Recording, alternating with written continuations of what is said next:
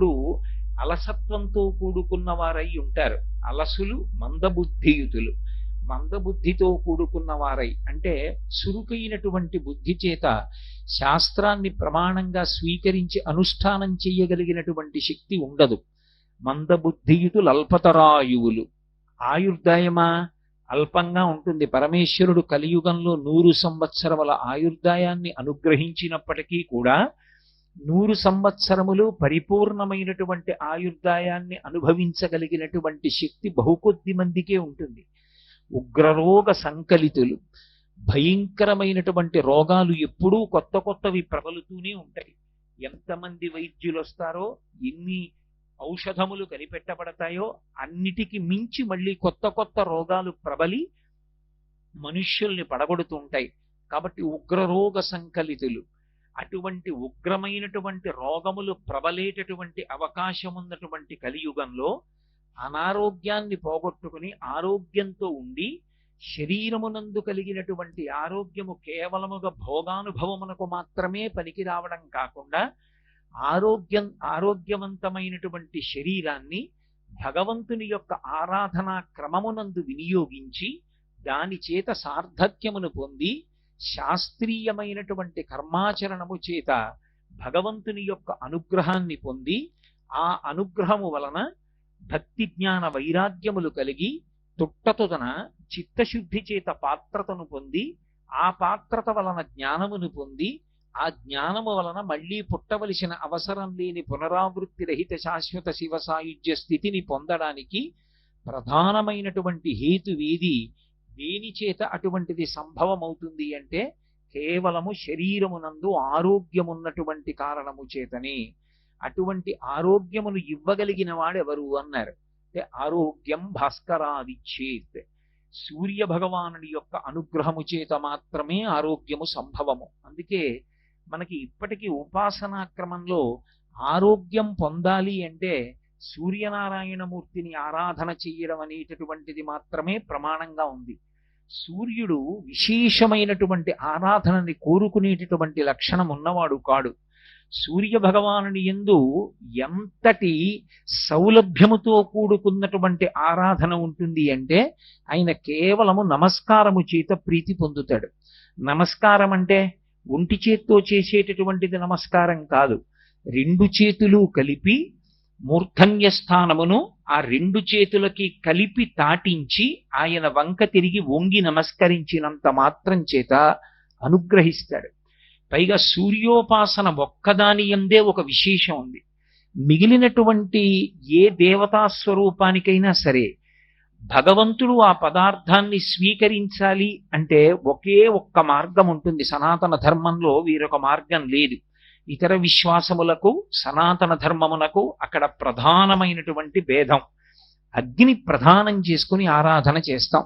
హోమ ప్రక్రియ అని యజ్ఞయాగాది క్రతువులలో హోమకుండాన్ని పెట్టి అందులో స్వాహాకారంతో దేవతని పిలిచి హవిస్సునిస్తే హవ్యవాహనుడైనటువంటి అగ్నిహోత్రుడు పట్టుకెళ్లి హవిస్సుని దేవతలకిస్తే దేవతలు తింటారు. 2వ మార్గం నివేదన. నైవేద్యం చేస్తే ఆయన కన్ను విప్పి చూస్తాడంతే తప్ప ప్రీతి పొందుతాడు. దృష్టిపాతము చేత ప్రీతిని పొందుతాడు తప్ప కేవలము నైవేద్య మంత్రం చేత ఆయన స్వీకరిస్తాడా అంటే అలా చెప్పడం చాలా కష్టం. కానీ భక్తి విశేషమైనటువంటి స్థితిలో ఉందనుకోండి, అటువంటి వారు భక్తితో చేసినటువంటి నివేదనని మాత్రం పరమేశ్వరుడు స్వీకరించి తిన్నాడు అనడానికి ఎన్నో చోట్ల దృష్టాంతములు ఉన్నాయి. అందుకే నైవేద్య మంత్రం భక్తితో కూడుకుని ఉంటుంది.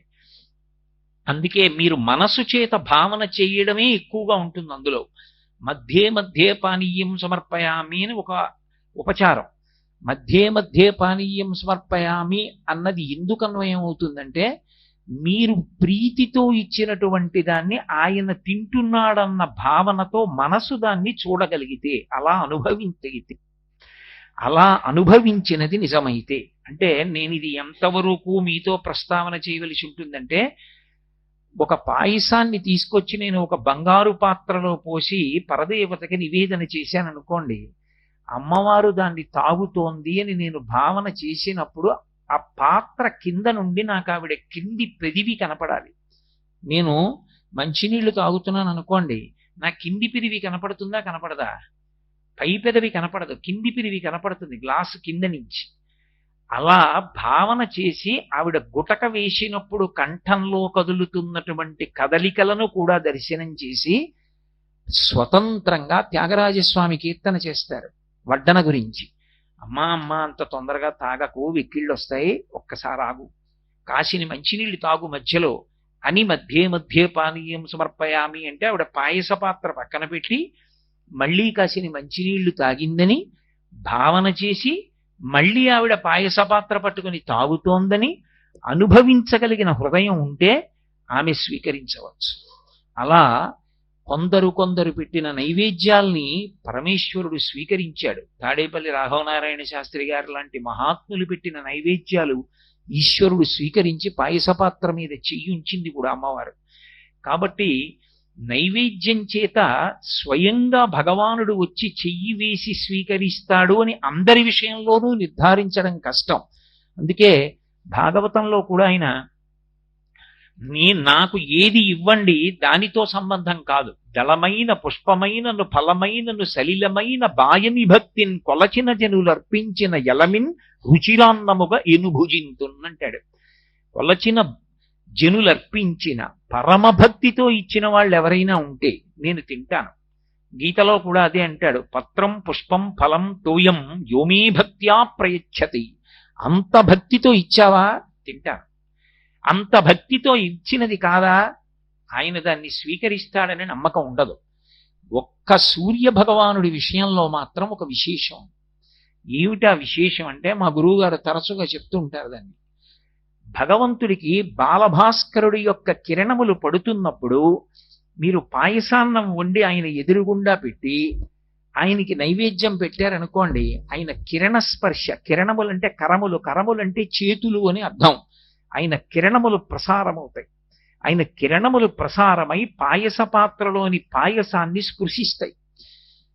చాలా ఇబ్బంది కలిగినటువంటి రోజుల్లో మా గురువుగారు పాయసాన్నాన్ని అలా నివేదన చేసి ఇచ్చి ఇబ్బందులు తగ్గించినటువంటి సందర్భాలు ఉన్నాయి.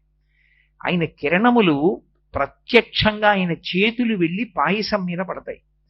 మిగిలినటువంటి సమయాల్లో అలా పడడాన్ని గమనించగలరా అంటే అది భావము యొక్క పరిపుష్టత చేత ఉంటుంది. సూర్యకిరణముల యొక్క స్పర్శ మీరేం పెద్ద కష్టపడిపోయి కళ్ళు మూసుకుని చూడక్కర్లేదు, మీకు ఎదురుగుండా భగవానుడు దర్శనం అవుతూ ఉంటాడు. మిగిలిన చోట్ల భావనామాత్ర సంతుష్టాయై నమః, మీకు భావన ఉండాలి. సూర్యుని యందు ప్రత్యక్షంగా కనపడుతూ ఉంటాడు. అసవ్యోసతి నీలగ్రీవో విలోహిత ఉతైనం గోపా అదృశన్ను దృశన్ను దహార్య అంటుంది యజుర్వేదం. నీలరుద్రుడు ప్రాతకాలమునందు ఉండేటటువంటి సంధ్యాకాలంలో అరుణారుణ కాంతులతో ఆకాశంలో ఎవరికి కనపడతాడు అంటే ప్రజ్ఞాపాతవములు, పాండితీ ప్రకర్ష, పరమభక్తి ఉన్న వాళ్ళకి కాదు, కేవలముగా ఏమీ తెలియకపోయినటువంటి ఆజ్ఞైనటువంటి గోపకాంతలు తమ తల మీద నీటి కడవ పెట్టుకుని పొద్దున్నే తలకడిగితే మొలకడగడం చేత కాక, మొలకడిగితే తలకడగడం చేత కాక, స్నానం కూడా చెయ్యకుండా చెరువులోని నీళ్లు కుండలో పట్టి తల మీద పెట్టుకుని నడిచి వెళ్ళిపోయేటటువంటి అమాయకులైనటువంటి కాంతలు కూడా ఆ సమయంలో భగవానుణ్ణి దర్శనం చెయ్యవచ్చు. అంత తేలికగా మాంసనేత్రానికి దొరికే ఏకైక భగవత్ స్వరూపం భాస్కర స్వరూపం ఒక్కటే. పైగా అది ఒక దేవతా స్వరూపం కాదు, అది పరబ్రహ్మస్వరూపం. పరబ్రహ్మస్వరూపమైన కారణం చేత ఆయనే సృష్టికర్త, ఆయనే స్థితికర్త, ఆయనే ప్రళయకర్త. అందుకే ఆదిత్య హృదయంలో వాల్మీకి మహర్షి ఆయనని నమక చమకాలు కూడా మధ్యలో పెట్టి స్తోత్రం చేశారు. సరే, 4 రోజుల ఉపన్యాసాల్లో ఎక్కడో నేను ఆదిత్య హృదయం గురించి ప్రస్తావన చేస్తాను. కాబట్టి తన కరస్పర్శ చేత, కిరణ స్పర్శ చేత మీరు ఇచ్చినటువంటి నివేదనని ఆయన ముట్టుకుంటాడు. ఆ ముట్టుకున్న ప్రసాదం ఏదుందో ఆ ప్రసాదాన్ని స్వీకరించడం అనుగ్రహానికి కారణమవుతుంది. అందుకే ప్రదక్షిణం చేసి నమస్కారం చేసినప్పుడు వెంటనే ఫలితాన్ని ఇచ్చేటటువంటి దేవతా స్వరూపములుగా చెప్పబడేటటువంటివి 2 ఉన్నాయి. ఒకటి హనుమ. ఆ హనుమ సూర్యనారాయణమూర్తి యొక్క శిష్యులు. 2వ వారు సూర్యుడు. కానీ సూర్యుడికి ప్రదక్షిణ ఎలా చేస్తాం? అంటే సూర్య దేవాలయం అందుకొచ్చింది. సూర్య దేవాలయం ప్రధానంగా దేనికి అంటే ప్రదక్షిణం చేయడం కోసం. కోణార్క సూర్య దేవాలయానికి ప్రదక్షిణం చేసి నమస్కారం చేసి గుండె జబ్బుల నుంచి కుష్ఠవ్యాధి నుంచి విముక్తులైనటువంటి వారు ఎందరో ఉన్నారు. అంత ఉత్తరక్షణం అనుగ్రహించి ఆరోగ్యం ఇవ్వగలిగినటువంటి భాస్కర స్వరూపం ఏది ఉన్నదో ఆ భాస్కర స్వరూపానికి అంత విశేషమైనటువంటి ప్రాధాన్యతని ఉపాసన క్రమంలో కల్పించారు. భగవంతుడు భగవంతుడు అని ఎన్నో గ్రంథాలు చదివి ఎంతో పరిశ్రమ చేసే కన్నా అసలు మాంసనేత్రానికి దొరికేటటువంటి ప్రత్యక్ష భగవానుడైనటువంటి ఆ సూర్యనారాయణమూర్తి దర్శనం చేయడం ఎంత తేలికైనటువంటి విషయం. అసలు ఒక మనుష్యుడు తన జన్మ ప్రయోజనాన్ని పోగొట్టుకుంటున్నాడు అని చెప్పవలసిన అవసరం ఏదైనా ఉంటే ప్రాతకాలంలోనూ పశ్చిమాద్రిని చేరిపోయినటువంటి సూర్యబింబాన్ని దర్శనం చెయ్యకుండా గడిపేసేటటువంటి వాడెవడుంటాడో వాడు మాత్రమే శాస్త్రం దృష్టిలో అయితే కృతఘ్నుడు. దేని చేత కృతఘ్నుడు అంటే భగవానుడే స్వయంగా వినువీధిలోకి వచ్చి నిలబడిన లేచి ఆయన వంక తిరిగి ఒక్క నమస్కారం చెయ్యలేకపోయిన వాడెవడో వాడు కృతఘ్నుడు.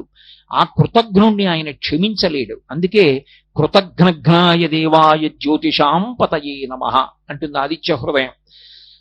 అంతటి గొప్ప స్వరూపమైనటువంటి ఆ సూర్య బింబం ఉదయించేటటువంటి స్థితి, ఆయన ఉదయించేటటువంటి దిక్కుని చతుర్ముఖ బ్రహ్మగారు మొట్టమొదట సృష్టి చేసేట. 4 దిక్కులను సృష్టి చేస్తారు. ఎందుకంటే దిక్కు అనేటటువంటి దానికి ఉపాసనా క్రమమునందు చాలా ప్రాధాన్యత ఉంటుంది. నేను ఏదో ఊరు వెళ్ళాను అనుకోండి ఉపన్యాసాలకి, ఏ తెల్లవారుజామున 3 గంటలకు రైలు దిగాను అనుకోండి, నాకు ఇచ్చిన విడిదిలోకి వెళ్ళిపోయే ముందు నేను వెయ్యవలసిన మొదటి ప్రశ్న ఏమిటంటే అయ్యా తూర్పు ఎటండి అని అడగాలి. ఎందుకంటే దిగ్భ్రాంతి అంటారు. దిగ్భ్రాంతి అంటే దిక్కులు తెలియకుండుట. దిక్కు తెలియకపోవడం ఎంత పండితుడికైనా ఉంటుంది. ఎందుకని అంటే వాళ్ళ ఊళ్ళో వాడింట్లో వాడి పూజా మందిరంలో వాడికి తూర్పెటో తెలుస్తుంది. ఇంకో ఊరొస్తే తూర్పెటో ఎలా తెలుస్తుంది? తెలియదు. కానీ మొదటి నమస్కారం ఎటువైపుకి అంటే తూర్పు దిక్కుకే మొదటి నమస్కారం ప్రారంభం. ఎందుచేత అంటే సూర్యకిరణములు పడితే తప్ప సుషుమ్నా నాడి అసలు చైతన్యాన్ని పొంది ఒక్కసారి ఆ హృదయ పద్మం వికసనాన్ని పొందదు. అలా పొందించేటటువంటి సూర్యనారాయణమూర్తి ఏ దిక్కున ప్రకాశిస్తాడో ఆ దిక్కుని ప్రాక్ అని పిలిచారు. ప్రాక్ అన్న మాటకి సంస్కృతంలో అర్థం ఏమిటంటే మొదటిది, పూర్వము అని. పూర్వ దిక్కు ప్రాక్, పశ్చిమము అని పిలుస్తారు. పూర్వోత్తర భాగములు అంటారు. ఏదో భాగవతం దశమస్కంధం ఉందనుకోండి, పూర్వ భాగము ఉత్తర భాగము అంటారు. పూర్వ భాగము అంటే మొదటిది, ఉత్తర భాగము అంటే తరువాతది. అంటే అందరికీ తెలియవలసిన దిక్కు ఏదైనా ఉంటే అది ప్రాక్, అది తూర్పు. తూర్పు దిక్కు తెలియకుండా ఉండడానికి వీల్లేదు. తూర్పు దిక్కు తెలిసి తీరాలి. ఎందుకంటే అసలు జీవితానికి వికసనం ఎక్కడి నుంచి మొదలవుతుంది అంటే ఆ తూర్పు దిక్కు నుంచి మొదలవుతుంది. అందుకే చతుర్ముఖ బ్రహ్మగారు కూడా సృష్టి ప్రారంభం చేసినప్పుడు మొట్టమొదటి దిక్కు ఏది సృష్టి చేశాడో దానికి తూర్పు దిక్కు ప్రాక్ అని పేరు. ప్రాక్ను ఆయన ఎలా నిర్ణయం చేశాడు అంటే ఇక్కడ సూర్యోదయం అవ్వాలి అని నిర్ణయం చేశాడు. ఇక్కడ సూర్యోదయం అవుతుంది, ఇక్కడ నుంచి కిరణములు పడడం ప్రారంభమవుతాయి అని ఏ పర్వత శిఖరం మీద సూర్య భగవానుని యొక్క ఉదయము ప్రారంభమవుతుందో నిర్ణయం చేసి అక్కడ వరకు మాత్రమే మనుష్యులు గొప్ప యోగ సంబంధమైనటువంటి శక్తి కలిగినటువంటి వారు వెళ్ళగలిగినటువంటి ప్రాంతాలుగా నిర్ణయం చేశాడు. ఇక సూర్యుడు ఎక్కడ ప్రకాశం ప్రారంభమవుతుందో అది దాటి వెళ్ళడానికి మనుష్య ఉపాధికి శక్తి ఉండదు. అక్కడ వరకు మాత్రం మనుష్యుడు వెడతాడు. మనుష్యుడికి యోగశక్తే కాదు, శరీర బలాన్ని బట్టి కూడా అక్కడ వరకు వెళ్ళగలరు అని రామాయణం నిర్ధారణ చేసింది. కిష్కింధకాండలో శ్రీరామాయణంలో ఆ దిక్కుకు ఎలా వెళ్ళాలి అన్నది చెప్తాడు సుగ్రీవుడు. సూర్యోదయం ఎక్కడవుతోందో చెప్తాడు. చెప్తున్నప్పుడు కిష్కింధలో బయలుదేరితే ఆ వానరుణ్ణి పిలిచి ఆయనతో అంటాడు, నువ్వు 1,00,000 మంది వానరులతో కలిసి బయలుదేరవలసి ఉంటుంది. తూర్పు దిక్కున సూర్యుడు ఎక్కడ ఉదయిస్తాడో అక్కడ వరకు మాత్రమే మనుష్య శరీరములు కాని ఇతర శరీరములు కాని వెడతాయి. దాటితే ఇక దేవతలే, ఎవరు వెళ్ళలేరు. అది ఎక్కడ ఉన్నదో ఆ శిఖరం నేను చెప్తాను చూడని ప్రారంభం చేస్తాడు. కిష్కింధ దాటిన తరువాత గంగానది, గంగానది దాటితే సరయు, సరయు దాటితే కౌశికి, కౌశికి దాటితే యమున, యమున దాటితే సరస్వతి, సరస్వతి దాటిపోతే సింధు నది. ఈ నదులన్నీ దాటి వెళ్ళిపోయిన తర్వాత యామున పర్వతం వస్తుంది. ఆ యామున పర్వతం దాటి వెళ్ళిపోయిన తరువాత మహీనది, మహీనదిని కూడా దాటి వెళ్ళిపోతే కాలమహీనది అనబడేటటువంటి ఇంకొక నది వస్తుంది. ఆ కాలమహీనదిని కూడా దాటిపోతే కురు, పాంచాల, కాశీ, మజ్జి, అల్ల, మగధ, వత్స, మచ్చ, చేది, అవంతి, గాంధార, కాంభోజ, సౌరాష్ట్ర, ఆశ్మక అనబడేటటువంటి రాజ్యాలు. ఇవన్నీ దాటి వెళ్ళిపోతే మగధ, మగధ దాటితే మందర పర్వతం. ఆ మందర పర్వతం కింద ఉండేటటువంటి ప్రాణులు ఒక చెవి కలిగినటువంటి వాళ్ళు, ఒక్క ముక్కు భాగం మాత్రమే కలిగినటువంటి వాళ్ళు, ఒక కాలు కలిగినటువంటి వాళ్ళు మాత్రమే ఉండి అతి బలవంతులైనటువంటి ప్రాణుల్ని కూడా పట్టి తింటూ ఉంటారు. అది వాళ్ళ ఆహారం. ఆ మందర పర్వత ప్రాంతాన్ని కూడా దాటి వెళ్ళిపోతే యవద్వీపం, యవద్వీపం దాటితే సువర్ణద్వీపం, సువర్ణద్వీపాన్ని కూడా దాటితే రజత ద్వీపం, రజత ద్వీపాన్ని కూడా దాటితే శోణానది ఎర్రటి జలాలతో ప్రవహిస్తూ ఉంటుంది. శోణ అంటేనే ఎరుపు, ఎర్రటి జలాలతో ప్రవహిస్తుంది. అది కూడా దాటిపోతే లోహితమనేటటువంటి సముద్రం. ఆ ప్రాంతానికి ఇంకా వెళ్లే కొద్దీ శక్తి ఎక్కువ ఉండాలి. ఎందుకంటే ఆ సముద్రం మీద నుంచి వెడుతున్నప్పుడు నీడబట్టి ఆ సముద్రంలో ఉండేటటువంటి ప్రాణులు ఆ వెడుతున్న ప్రాణుల్ని పట్టి లాగి తినేస్తాయి. అంత భయంకరమైనటువంటి లోహితమనబడేటటువంటి సముద్రం. ఆ లోహిత సముద్రాన్ని కూడా దాటి వెళ్ళిపోతే అక్కడికి వెళ్ళిన తరువాత కుటశాల్మలి అనబడేటటువంటి ఒక పెద్ద వృక్షం కనబడుతుంది. ఆ వృక్షం దగ్గర నుంచి వెనక్కి అప్పుడే ఉదయిస్తున్నటువంటి బాలభానుడి యొక్క కిరణములా అన్నట్లుగా బంగారు కాంతితో మెరిసిపోతున్నటువంటి విశ్వకర్మ చేత నిర్మింపబడినటువంటి భవనం ఉంటుంది. ఆ భవనమునందు గరుత్మంతుడి నివాసం చేస్తూ ఉంటాడు. ఆ భవనాన్ని కూడా దాటి ఇంకా ముందుకు వెళ్ళిపోతే అక్కడ ఆ పాల సముద్రం ఉంటుంది. పాల సముద్రం మధ్యలో తెల్లటి వృషభమనబడేటటువంటి పర్వత శిఖరం ఉంటుంది. దాని యందు మళ్ళీ ప్రత్యేకంగా సుదర్శనము అనబడేటటువంటి ఒక సరస్సు. ఆ సరస్సులో పద్మకింజిల్కములతో కూడుకున్నటువంటి సువర్ణ కేసరములతో కూడుకున్నటువంటి అపారమైనటువంటి సుగంధమును విరజిల్లేటటువంటి తామర పుష్పాలుంటాయి. ఆ కొలనులో స్నానం చెయ్యడం కోసమని దేవ, యక్ష, గంధర్వ, కిన్నెర, కింపురుషాదులు కూడా భూమండలం మీదకి వస్తారు. అంతటి అద్భుతమైనటువంటి సుదర్శనమనబడేటటువంటి సరోవరాన్ని దాటి వెళ్ళిపోతే ఒక గొప్ప జలసముద్రం వస్తుంది. ఆ జలసముద్రంలో అశ్వముఖంతో బడబారూపంలో ఒక గొప్ప కృత్య తిరుగుతూ ఉంటుంది. అది సముద్రాన్నే ఆహారంగా పుచ్చేసుకుంటూ ఉంటుంది. ఆ జలసముద్రాన్ని కూడా దాటి వెళ్ళిపోతే అక్కడికి వెళ్ళిపోయిన తరువాత జాతరూప శిల అనబడేటటువంటి గొప్ప పర్వతం ఉంటుంది. ఆ పర్వతానికి ఉండేటటువంటి శిఖరం మీద మహానుభావుడైనటువంటి ఆదిశేషుడు 1000 పడగలతోటి 1000 తలలతో నల్లటి వస్త్రములను కట్టుకుని తపస్సు చేస్తూ కూర్చుని ఉంటాడు. ఆయనని కూడా దాటి ముందుకు వెళ్ళిపోతే ఆ వెళ్ళిపోయిన తరువాత అక్కడ కనపడుతుంది అద్భుతమైనటువంటి ఉదయ పర్వతము. ఆ ఉదయ పర్వతంలో సౌమనసము అనబడేటటువంటి ఒక శిఖరం ఉంటుంది. ఆ సౌమనసమనబడేటటువంటి శిఖరం మీద మహానుభావుడైనటువంటి వామనమూర్తి అవతార స్వీకారం చేసినప్పుడు మొట్టమొదట ఒక పాదాన్ని ఉంచి, మేరు పర్వతం మీద రెండో పాదాన్ని ఉంచి, ఇంతంతైవటుడింతయై మరియుతానింతయ్య భోవీధి అంతైతో యదమండలగ్రమణ కల్లంతై ప్రభారాశిపై అంతై చంద్రునకంతయై ధ్రువునిపై అంతై మహర్వాటిపై అంతై సత్యపథోన్నతుండగుచు బ్రహ్మాండాంత సంవర్ధి అయ్యని పెరిగి 2 పాదములు వేసి నిలబడ్డాడు. అంతటి అద్భుత స్వరూపంతో విష్ణుపాద స్పర్శ పొందినటువంటి శిఖరాలు.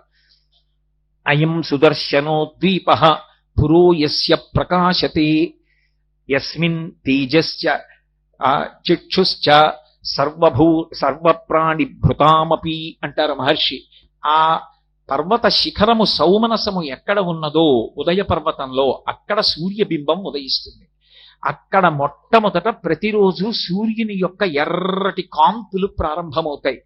అక్కడ ప్రారంభమైనటువంటి కాంతులు కొద్ది క్షణాలలో ఆ బింబం ఇలా ఎర్రటి గీతతో పైకి లేవగానే ఆ కాంతి భూమండలాన్నంతటినీ కప్పేస్తుంది.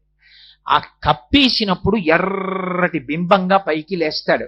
ఆయన యొక్క కాంతి కిరణములే సమస్త భూతముల యొక్క కన్నుల మీద పడతాయి. యస్మిన్ తేజశ్చ చక్షుశ్చ, అన్ని భూతముల యొక్క కన్నుల మీద పడి చైతన్యము కలుగుతుంది. కలిగి సమస్త ప్రాణులు కందెరయగుచు అంటారు తిక్కన గారు. అన్ని ప్రాణులు కళ్ళు తెరుస్తాయి. కళ్ళు తెరిచి ఎదురుగుండా ఉండేటటువంటి వస్తువుల్ని చూడడం మొదలు పెడతాయి. ఈ చూడడం మొదలు పెట్టడం అనేటటువంటిది భోగముల యందు సగం భాగం. ప్రత్యేకించి భోగం అనుభవించాడండి అంటారు, సుఖాలు అనుభవించారండి అంటారు. ఆ అనుభవించినటువంటి సుఖాలలో సగం సుఖమంతా దేన్ని ఆశ్రయిస్తుంది అంటే, కంటి యొక్క గుడ్డు సూర్యుని యొక్క కిరణముల తేజస్సుని పుచ్చుకోగలిగితే వాడు 50% సుఖాలని పొందుతాడు.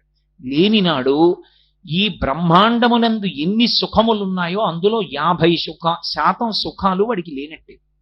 అందుకే సుఖములన్నీ దేన్ని ఆశ్రయిస్తాయంటే సూర్య కిరణమును ఆయన కాంతి కన్ను పుచ్చుకోవడం మీద ఆధారపడి ఉంటుంది. ఎందుకని అంటే మీరు చూడండి, కళ్ళొక్కట్లేవు. భార్యని చూస్తాడా, తల్లిని చూస్తాడా, తండ్రిని చూస్తాడా, కడుపున పుట్టిన బిడ్డల్ని చూస్తాడా, పర్వత శిఖరాలు చూస్తాడా, దేవాలయాన్ని చూస్తాడా, ధ్వజస్తంభాన్ని చూస్తాడా, ఉత్సవమూర్తిని చూస్తాడా, మూల విరాట్ని చూస్తాడా, గురువుగారిని చూస్తాడా, గురువుగారి పాదములు చూస్తాడా? ఏం చూస్తాడు? భోగములలో సగం భోగాలు పోవడం, జీవితంలో భయం, ఈ రెండు దేని చేత ఉంటాయంటే కంటి యొక్క గుడ్డు సూర్యుని యొక్క కిరణమును పుచ్చుకోలేనటువంటి స్థితి చేత. అందుకే ఇన్ని భోగాలకి కారకుడై మహానుభావుడైనటువంటి సూర్యుడు ఆ పర్వత శిఖరం మీద, సౌమనస పర్వత శిఖరం మీద ఉదయిస్తాడు. బంగారుతో తయారు చేయబడి ఆ పర్వత శిఖరము పచ్చటి కాంతితో ప్రకాశిస్తూ ఉంటుంది. ప్రకాశించేటప్పుడు అరుణ కిరణాలతో ఎర్రటి కాంతితో ఆయన ఉదయించినప్పుడు ఆయన కాంతి పడి ఈ బంగారు పర్వత శిఖరము ఆయన యొక్క కాంతి కలిసి ఒక పెద్ద నెగడు, అంటే భోగి మంట వేస్తారే అలాంటి మంట మండుతోందా అన్నట్టుగా ప్రాక్ ఆ దిక్కంతా కూడా ఎర్రబడుతుంది. అదే అరుణోదయము అని పిలుస్తారు. అంత ఎర్రటి కాంతితో ప్రారంభమవుతుంది. ఎవరు ఆ ఎర్రటి కాంతి వంక చూసి నమస్కారం చేస్తారో వాళ్ళకి ఆ రోజు దురితముల యొక్క ఫలితములుగా రావలసినటువంటి దుష్ఫలితములు ఏ ఉంటాయో వాటన్నిటినీ కూడా చీకట్లను ఎలా చిమ్మేస్తాడో అలా చిమ్మేస్తాడు.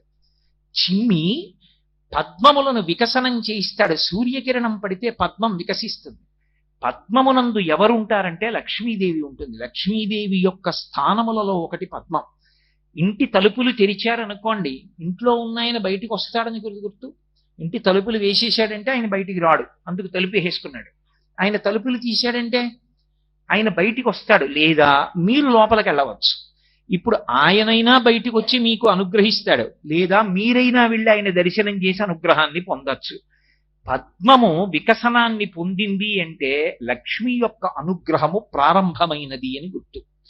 లక్ష్మీ కటాక్షమును కల్పింపగలిగిన వాడెవరు అంటే సూర్యనారాయణమూర్తి ఒక్కడే.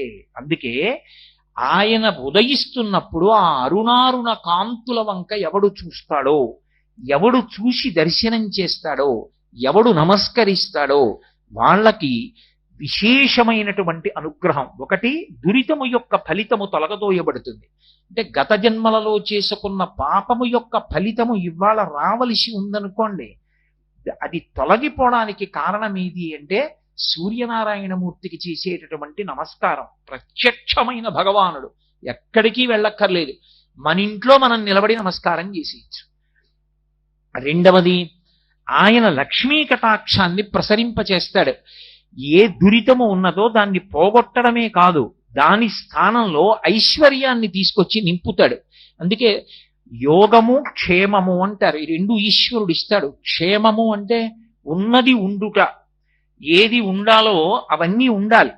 అందుకే పూర్వం ఉత్తరం రాస్తే క్షేమం అని రాసేవారు. అంటే అవతలవాడు చదువుకుని ఉద్వేగపడక్కర్లేదు, ఏవేవి ఉండడం వల్ల నేను సంతోషంగా ఉంటానని నువ్వు అనుకుంటున్నావో అవన్నీ ఉన్నాయి, ఏవీ జారిపోలేదు. యోగం నేను సుఖపడడానికి కావలసినటువంటి వస్తువులలో కొత్త వస్తువులు సమకూడే యోగం. ఏదో ఇంతవరకు నాకు ఒక వాహనం లేదు, కాలినడకన వెడుతుండేవాణ్ణి. నేను నిన్న ఒక వాహనం కొనుక్కున్నాను అనుకోండి, ఇప్పుడు నాకు వాహన యోగం పట్టింది అంటే కొత్తగా నాకు ఒక సుఖం వచ్చింది. యోగమును క్షేమమును ఇవ్వగలిగిన వాడు పరమాత్మ. క్షేమమునకు భంగకరము ఆపద. ఆపద అంటే మన బుద్ధి చేత తప్పించుకోలేనిది, ఈశ్వరుడు మాత్రమే తప్పించగలిగిన దానిని ఆపద అని పిలుస్తారు.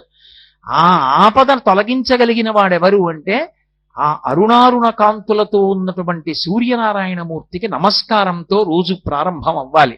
అందుకే త్రైవర్ణికులు అంటారు. అంటే యజ్ఞోపవీతం వేసుకునేటటువంటి అధికారం ఉన్నటువంటి వర్ణముల యందు జన్మించినటువంటి వారు కొంతమంది ఉంటారు. వాళ్ళకి సూర్యోదయ కాలమునందు, మధ్యాహ్న కాలమునందు, ప్రదోష కాలమునందు విశేషమైనటువంటి విధి ఏర్పాటు చేయబడింది. అది సూర్య సంబంధమై లోకమునకు ఉపకారము చేసేటటువంటి ప్రజ్ఞతో కూడుకుని ఉంటుంది. 4వ వర్ణము వారు సూర్యోదయ సమయంలో ఏమీ చెయ్యకుండా ఉండవచ్చు అని అనుకోకూడదు. స్కాంద పురాణంలో వ్యాస భగవానుడు సూర్యోదయ సమయంలో తప్పకుండా సూర్యనారాయణమూర్తి వైపు తిరిగి చెయ్యవలసినటువంటి స్తోత్రాన్ని మనకిచ్చాడు. అవి మేము కాకినాడ పట్టణంలో ముద్రణ చేయించి ఇస్తే ఇవాళ ఎంతో మంది ప్రతిరోజు సూర్యోదయానికి చదువుకుంటూ ఉంటారు. ఆ వ్యాస భగవానుడిచ్చిన స్తోత్రం ఏదుందో దానిని 4వ వర్ణము వారు ప్రాతకాలంలో ఆ స్తోత్రం చెయ్యాలి సూర్యానుగ్రహం కోసం. మిగిలినటువంటి ముగ్గురు సంధ్యావందనం చేస్తారు. సంధ్యావందనం ఎందుకు చెయ్యాలి అంటే సంధ్యావందనం కేవలం తన యొక్క ఉన్నతి కొరకు మాత్రమే కాదు. ఆ ముగ్గురికి యజ్ఞోపవీతం ఎందుకు వేస్తారంటే 2 కారణముల చేత వేస్తారు. ఒకటి, ఎంత కష్టం వచ్చినా చచ్చిపోకుండా బతికి లోకానికి మార్గదర్శకుడు కావాలి. ఆత్మహత్య చేసుకోకూడదు. ఇన్ని కష్టాలైనా భరించి నిలబడు, ఏదో ఒకనాటికి నువ్వు అభ్యున్నతిని పొందుతావు.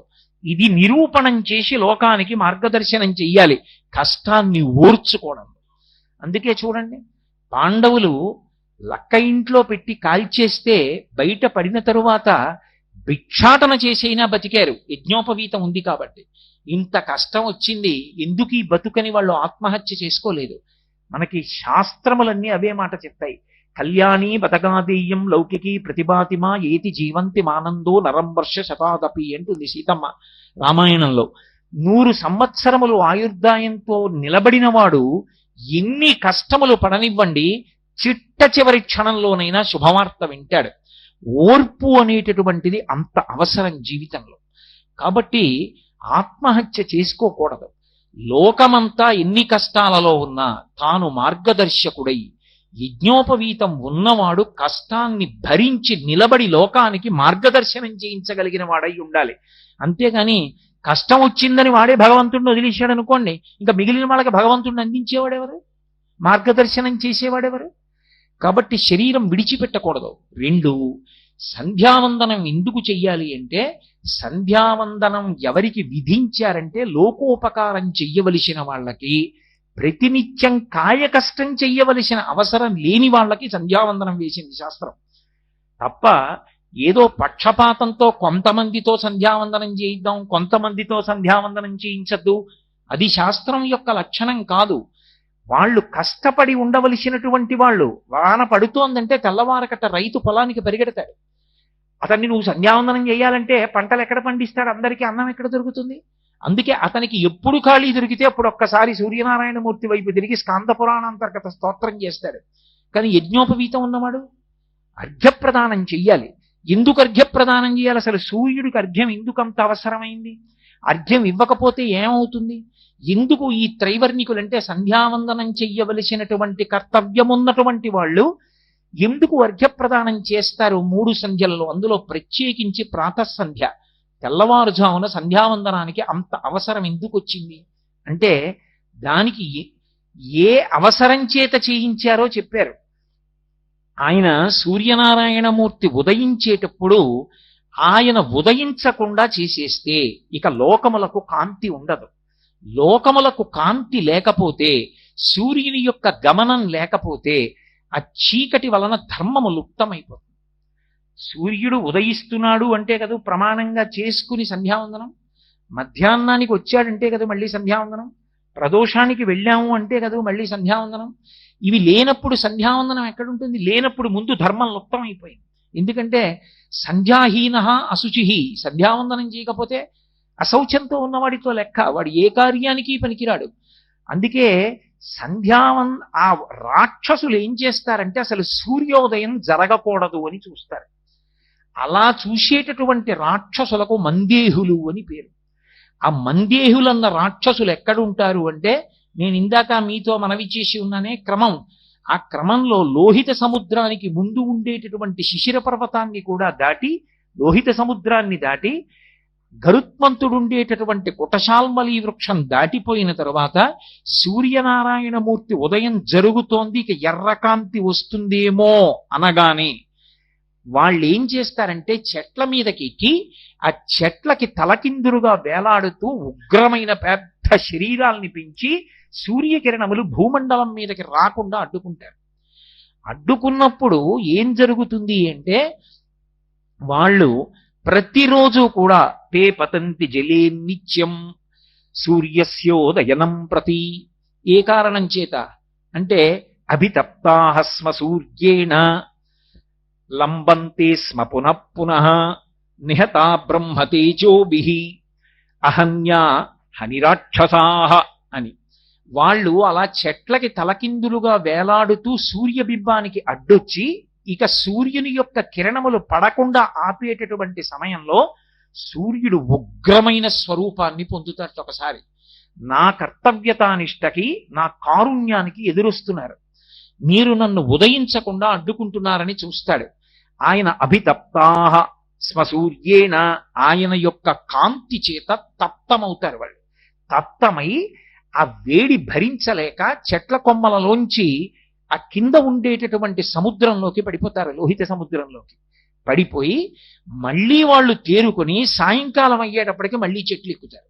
ఇవాళ కాకపోతే రేపు, రేపైనా ఎలా అడ్డొస్తా, రేపైనా ఎలా ఉదయిస్తాడు, లోకానికి ధర్మనాశనం చేస్తాం అని రాక్షసులు ప్రారంభమవుతారు. అందుకే అక్కడ గాని ఇక్కడ గాని ఎక్కడ గాని ముందు పాడు చెయ్యాలని చూసేది రాక్షసులే. కాబట్టి ఉత్తిష్టంతో భూత పిశాచాః ఏతే భూమి భారకాః ఏతేషామ అవిరోధేన బ్రహ్మకర్మ సమారభే.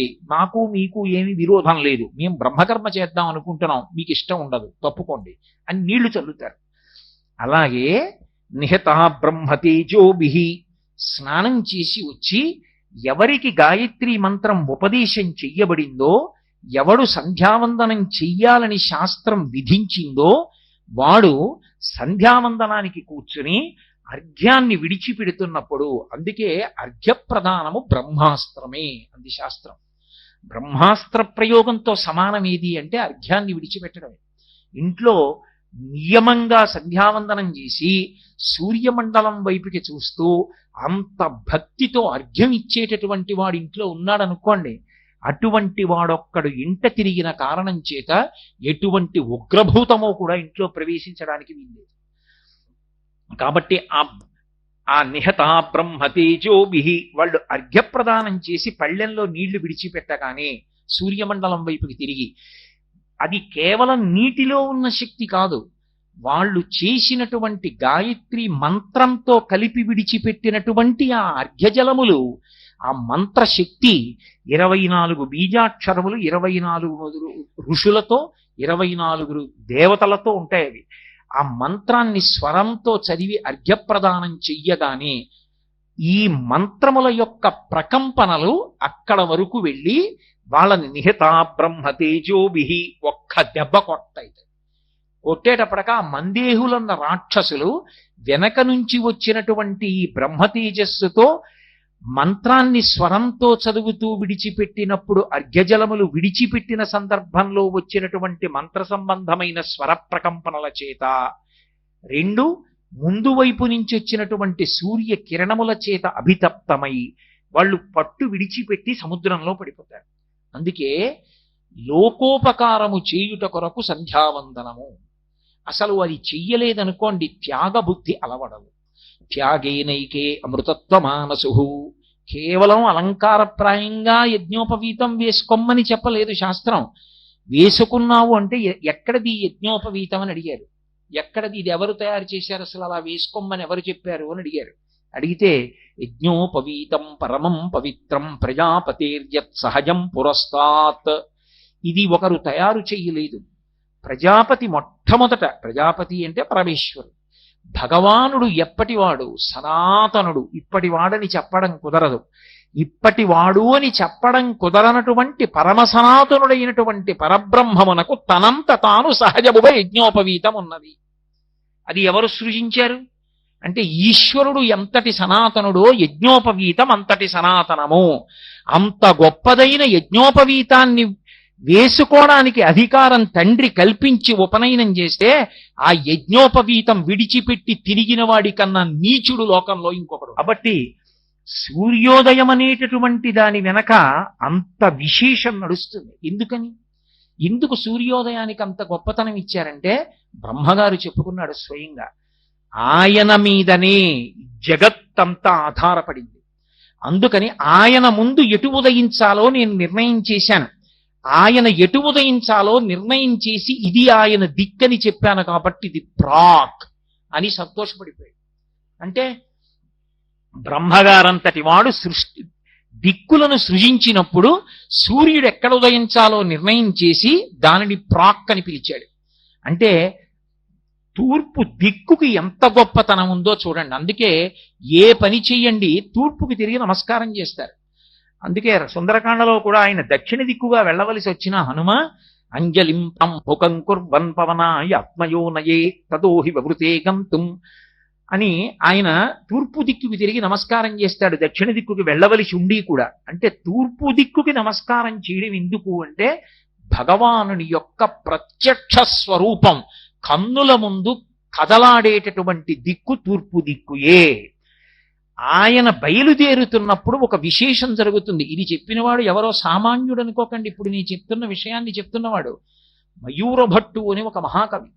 ఆయనకు ఒకప్పుడు కుష్ఠవ్యాధి వచ్చింది. వచ్చి వేళ్ళు ఊడి కింద పడిపోతున్నాయి. కింద పడిపోతుంటే ఆయన కోణార్క వెళ్ళి కోణార్కలో ఉన్నటువంటి సూర్య దేవాలయానికి ప్రదక్షిణాలు చేశాడు. ప్రదక్షిణం చేసి రోజు సూర్య భగవానుడి వంక తిరిగి స్తోత్రం చేశాడు. అప్పుడు ఆయనను అనుగ్రహించి సూర్య భగవానుడు ఆయనకు వచ్చిన కుష్ఠవ్యాధి పోగొట్టాడు. పోగొట్టినప్పుడు అరుణారుణ కాంతులతో వస్తున్నటువంటి ఆ సూర్య రథాన్ని చూస్తే, అందుకే సూర్యుడికి ఎంత గొప్పో సూర్య రథానికి అంత గొప్ప ఉంది. సూర్య రథాన్ని స్మరించినా, సూర్య రథాన్ని భావన చేసినా, ఆయన వస్తున్నటువంటి వేళ రథం వంక చూసినా కూడా అంతటి అభ్యున్నతి కలుగుతుంది. దాన్ని నేను చెప్పట్లేదు, మయూరభట్టు చెప్పాడు మహానుభావుడు. ఎందుచేత అంటే మీరు చూడండి, లోకంలో శివరథం అండి అని కట్టి పూజ చేయరు, విష్ణురథం అండి అని కట్టి ఇళ్లలో ఎవరు పూజ చేయరు. సూర్యరథం అండి అని మాత్రం కట్టి పూజ చేస్తారు. ఎప్పుడు మాఘమాసం వస్తే ప్రత్యేకంగా ఆదివారాల్లోనూ రథసప్తమి నాడు ప్రకృతి చేత ఆ సమయంలో ఏది ఇవ్వబడుతుందో దానితో కడతారు. ఆ సమయంలో చిక్కుడుకాయలు ఎక్కువ వస్తాయి. చిక్కుడుకాయలకి వెదురు పుల్లలు గుచ్చి సూర్యరథం కట్టామని సూర్యరథం పెట్టి చిక్కుడాకు వేసి అందులో పాయసాన్నం పెట్టి ఆయనకి నైవేద్యం పెడతారు. ఎందుకు సూర్యరథం ఒక్కటే కడతారో తెలుసా? లోకంలో సూర్యరథాన్ని మీరు 4 చిక్కుడుకాయలకి 4 పుల్లలు గుచ్చి అక్కడ పెట్టి చూసినా సరే. మాఘమాసం ఎందుకు అంటే సూర్యబింబం ఆవిర్భవించినటువంటి మాసం అది. అందుకని ఆ మాసంలో పట్టు ఎక్కువ. అటువంటి మాఘమాసంలో ఆయనకి రథం కట్టడం ఎందుకు అంటే ఆయన రథం తిరుగుతున్నప్పుడు ఒక చమత్కారం జరుగుతుందిట. మండలాకృతిలో గుర్రాలు తిరిగినట్టు తిరుగుతాడు. ఆ తిరుగుతుంటే ఆయన ప్రాంగుఖం ఇంద్రుడి వంక చూస్తాట. మొదట తూర్పు దిక్కుకి తిరిగి చూసేటప్పటికి ఆయనకి గౌతమ మహర్షి శాపం ఉంది. ఒళ్ళంతా ఆయనకి నేత్రములుగా కళ్ళలా కనపడతాయి. అవి ఇతరులు చూసినప్పుడు పద్మాల మాల వేసుకున్నట్లు పద్మాల్లా ఉంటాయిట. సూర్యుడు తూర్పు దిక్కుకి తిరగగానే ఆ కిరణములు ఇంద్రుడి మీద పడితే ఆ ఇంద్రుడి ఒళ్ళంతా పద్మాల మాలలు విచ్చుకున్నట్టుగా కనపడి 2 చేతులెత్తి నమస్కరిస్తాట. ఆయన తూర్పు దిక్కును వస్తున్నప్పుడు ఆ అరుణకాంతులలో ఇంద్రుడు సంతోషించినటువంటి ఆ కాలమునందు రథదర్శనం వంక తిరిగితే ఒక్కసారి దర్శనం చేస్తే ఇంద్రప్రసాదాత్ రాజ్యాభివర్ధనమశ్నుతే అంటే ఏ అధికారమునందున్నారో ఆ అధికారము నిలబడుతుంది. రాజ్యాభివర్ధనమశ్నుతే, ఏ పదవిలో ఉన్నావో అందులో వృద్ధిలోకి వస్తావు. 2, ఆయన అక్కడి నుంచి ఆగ్నేయం వైపుకి తిరుగుతాడు.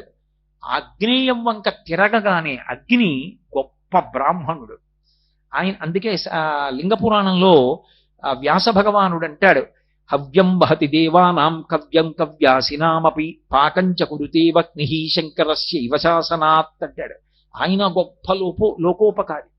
ఆయన పితృదేవతలకి కవ్యం పట్టికెడతాడు, దేవతలకి హవ్యం పట్టికెడతాడు. మనకి పాచకుడై వంట బ్రాహ్మణుడై ఇంట్లో అన్నం వండి పెడతాడు. ఎందుకని? భగవత్ శాసనం. ఆయన అలా వండి పెట్టకపోతే అన్నం ఎక్కడి నుంచి వస్తుంది? అందుకని ఆయన అన్నం వండి పెడతాడు. అటువంటి అగ్ని కాంతి స్వరూపుడు. అగ్ని వెలిగితే వేడే కాదు, కాంతి కూడా ఉంటుంది.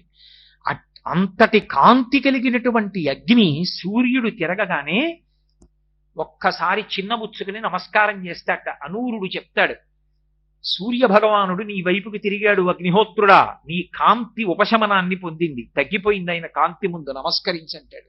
ఉత్తమ బ్రాహ్మణుడు. అనూరుడు చెప్పక్కర్లేదు, చెప్పకుండా నమస్కరిస్తాడు. అసలు సూర్య భగవానుడి యొక్క రథ సారథే విచిత్రం. అనూర దర్శనం, అనూర స్మరణం అంత గొప్పది. ఆయన పేరు అసలు అనూరుడు కాదు, అరుణుడు. అనూరుడు అంటే ఊరువులు అంటే తొడలు, అనూరుడు అంటే తొడలు లేనివాడు. అసలు మహాభారతంలో ఆదిపర్వంలో ఆయన గురించి ఒక విశేషం ఉంది. కృతయుగంలో కశ్యప ప్రజాపతికి వినత, కద్రువ అని ఇద్దరు భార్యలైతే వాళ్ళిద్దరూ కూడా కశ్యప ప్రజాపతిని ఎంతో కాలం సేవించారు. కొన్ని వేల సంవత్సరములు సేవించారు అప్పటి ఆయుర్దాయాన్ని బట్టి. సేవిస్తే ఆయన ప్రసన్నుడై అన్నాడు, మీకేం కావాలన్నాడు. కద్రువంది, నాకు పొడవైన శరీరం కలిగిన వాళ్ళు, పరమతేజోవంతులు, గొప్ప బలం కలిగినటువంటి వాళ్ళు, నాకు కొన్ని వేల మంది పుత్రులు కావాలండి. ఆయన అన్నాడు, తథాస్తు. వినత వంక తిరిగి అన్నాడు, నీకేం కావాలన్నాడు. కద్రువ ఎటువంటి బలవంతుల్ని బిడ్డలుగా అడిగిందో అంతకన్నా బలవంతులు, అంతకన్నా బుద్ధిమంతులు ఇద్దరు కావాలి బిడ్డలని. తథాస్తు అన్నాడు. పుత్రకామేష్టి చేశాడు. పుత్రకామేష్టి చేసి వాళ్ళిద్దరిని అనుగ్రహించాడు. వాళ్ళు గర్భములు దాల్చి అండములు పెరిగితే ఆ అండాన్ని తీసి దాదులకిచ్చి నీటి కుండలలో పెట్టి పెంచుతున్నారు. పెంచుతుంటే ఒక 500 సంవత్సరములు అయిపోయిన తర్వాత కద్రువ తాచినటువంటి నీటి కుండలలోంచి వాసుకి, తక్షకుడు, శేషుడు మొదలైనటువంటి మహాసర్పములు బయటికి వచ్చాయి. వినతకి బాధ కలిగింది. ఆవిడికి బిడ్డలు పుట్టేశారు, నేను దాచినటువంటి 2 గుడ్లు అలాగే ఉండిపోయాయని తొందరపడిపోయి చూద్దామని పుల్ల పెట్టి ఒక గుడ్డు బద్దల కొట్టి కొద్దిగా పెంకు విచ్చుకునేటట్టుగా చేసి కిలికి చూసింది. అందులోంచి ఇంకా తొడలు ఏర్పడినటువంటి వాడు, ఊర్ధ్వ శరీరము మాత్రమే ఏర్పడినటువంటి మహాతేజోవంతుడు పైకొచ్చాడు. గర్భస్థమైనటువంటి శిశువు పూర్తిగా ఏర్పడకుండానే బయటికి వచ్చేటట్టుగా ప్రవర్తించడం ఎంతటి దోషమో, అది ఎన్ని జన్మలు కట్టి కుడిపేస్తుందో, ఎంత తల్లి అయినా సరే ఆడదాన్ని. ఆ పాపం పోయేటట్టుగా చూడడానికి ఆయన అన్నాడు, అమ్మా నువ్వు చాలా తప్పు చేశావు. నేను పూర్తిగా ఏర్పడక ముందే గుడ్డు యొక్క పింకు భాగాన్ని పుల్లతో కెలికి నేను పైకొచ్చేట్టు చేశావు. ఈ పాపానికి ఫలితం అనుభవించేస్తావు. నువ్వు కొంతకాలం కద్రువకి దాస్యం చెయ్యవలసి ఉంటుంది. ఇప్పటికైనా తొందరపడి 2వ గుడ్డుని చిదమకు, అందులోంచి మహాతేజోవంతుడైనటువంటి వాడు పైకొస్తాడు. వాడు నీ దాస్య విముక్తికి కారణమవుతాడు. అమ్మా నేను సూర్య భగవానుడికి రథసారథిగా వెళ్ళిపోతున్నానని వెళ్ళిపోయాడు. ముందు పుట్టినవాడు కదూ అనూరుడు, అరుణుడు ఆయన పేరు. ఎర్రటి కాంతితో ఉంటాడు, అందుకని అరుణుడు అని పిలిచారు. అరుణుడు సూర్యుడికి రథసారథిగా వెళ్ళిపోయాడు. ముందు పుట్టినటువంటి అరుణుడు వెనక పుట్టిన గరుత్మంతుని కన్నా శ్రేష్ఠుడు, చాలా గొప్పవాడు. గరుత్మంతుడు విష్ణువు యొక్క వాహనం. ఆతత పక్షమారుత ప్రజకంపిత ఘూర్ణితాచల వ్రాత మహర్ణ ఉండు అంటాడు నన్నయ్య గారి భారతంలో. ఆయన రెక్కలు అల్లార్చి వస్తుంటే వేదనాదములు వినపడుతుంటే అందులోంచి అలా వస్తాడు. అటువంటి గరుత్మంతుడు విష్ణువుకి వాహనం అయితే మరి ముందు పుట్టిన అన్నగారు అంతకన్నా గొప్పవాడని ఎలా చెప్పడం అంటే, ఇంకా గరుత్మంతుడు విష్ణువుకి తిన్నగా వాహనం అయ్యాడు, తానే గుర్రమైనట్టు వాహనమైతే. కానీ అనూరుడు అలా కాదు, తాను సూర్య రథానికి చోదకుడయ్యాడు. ఆయన భగవంతుడికి వాహనం కాదు, భగవంతుడి వాహనాన్ని నడిపేవాడయ్యాడు. తాను గుర్రముల మీద, రథం మీద కూర్చుంటాడు. అందుకని శ్రేష్ఠుడు. గరుత్మంతుడికి పక్షపాతం ఉంది. పక్షపాతం అంటే పక్షములంటే రెక్కలు, పాతము అంటే గాలి వీచేటటువంటి శక్తి, రెక్కలు ఊపుతాడు, రెక్కలు ఊపి వెడతాడు. అనూరుడికి ఆ పక్షపాతం లేదు, అంటే రెక్కలు ఊపి వెళ్ళడు, రథాన్ని నడిపిస్తాడు.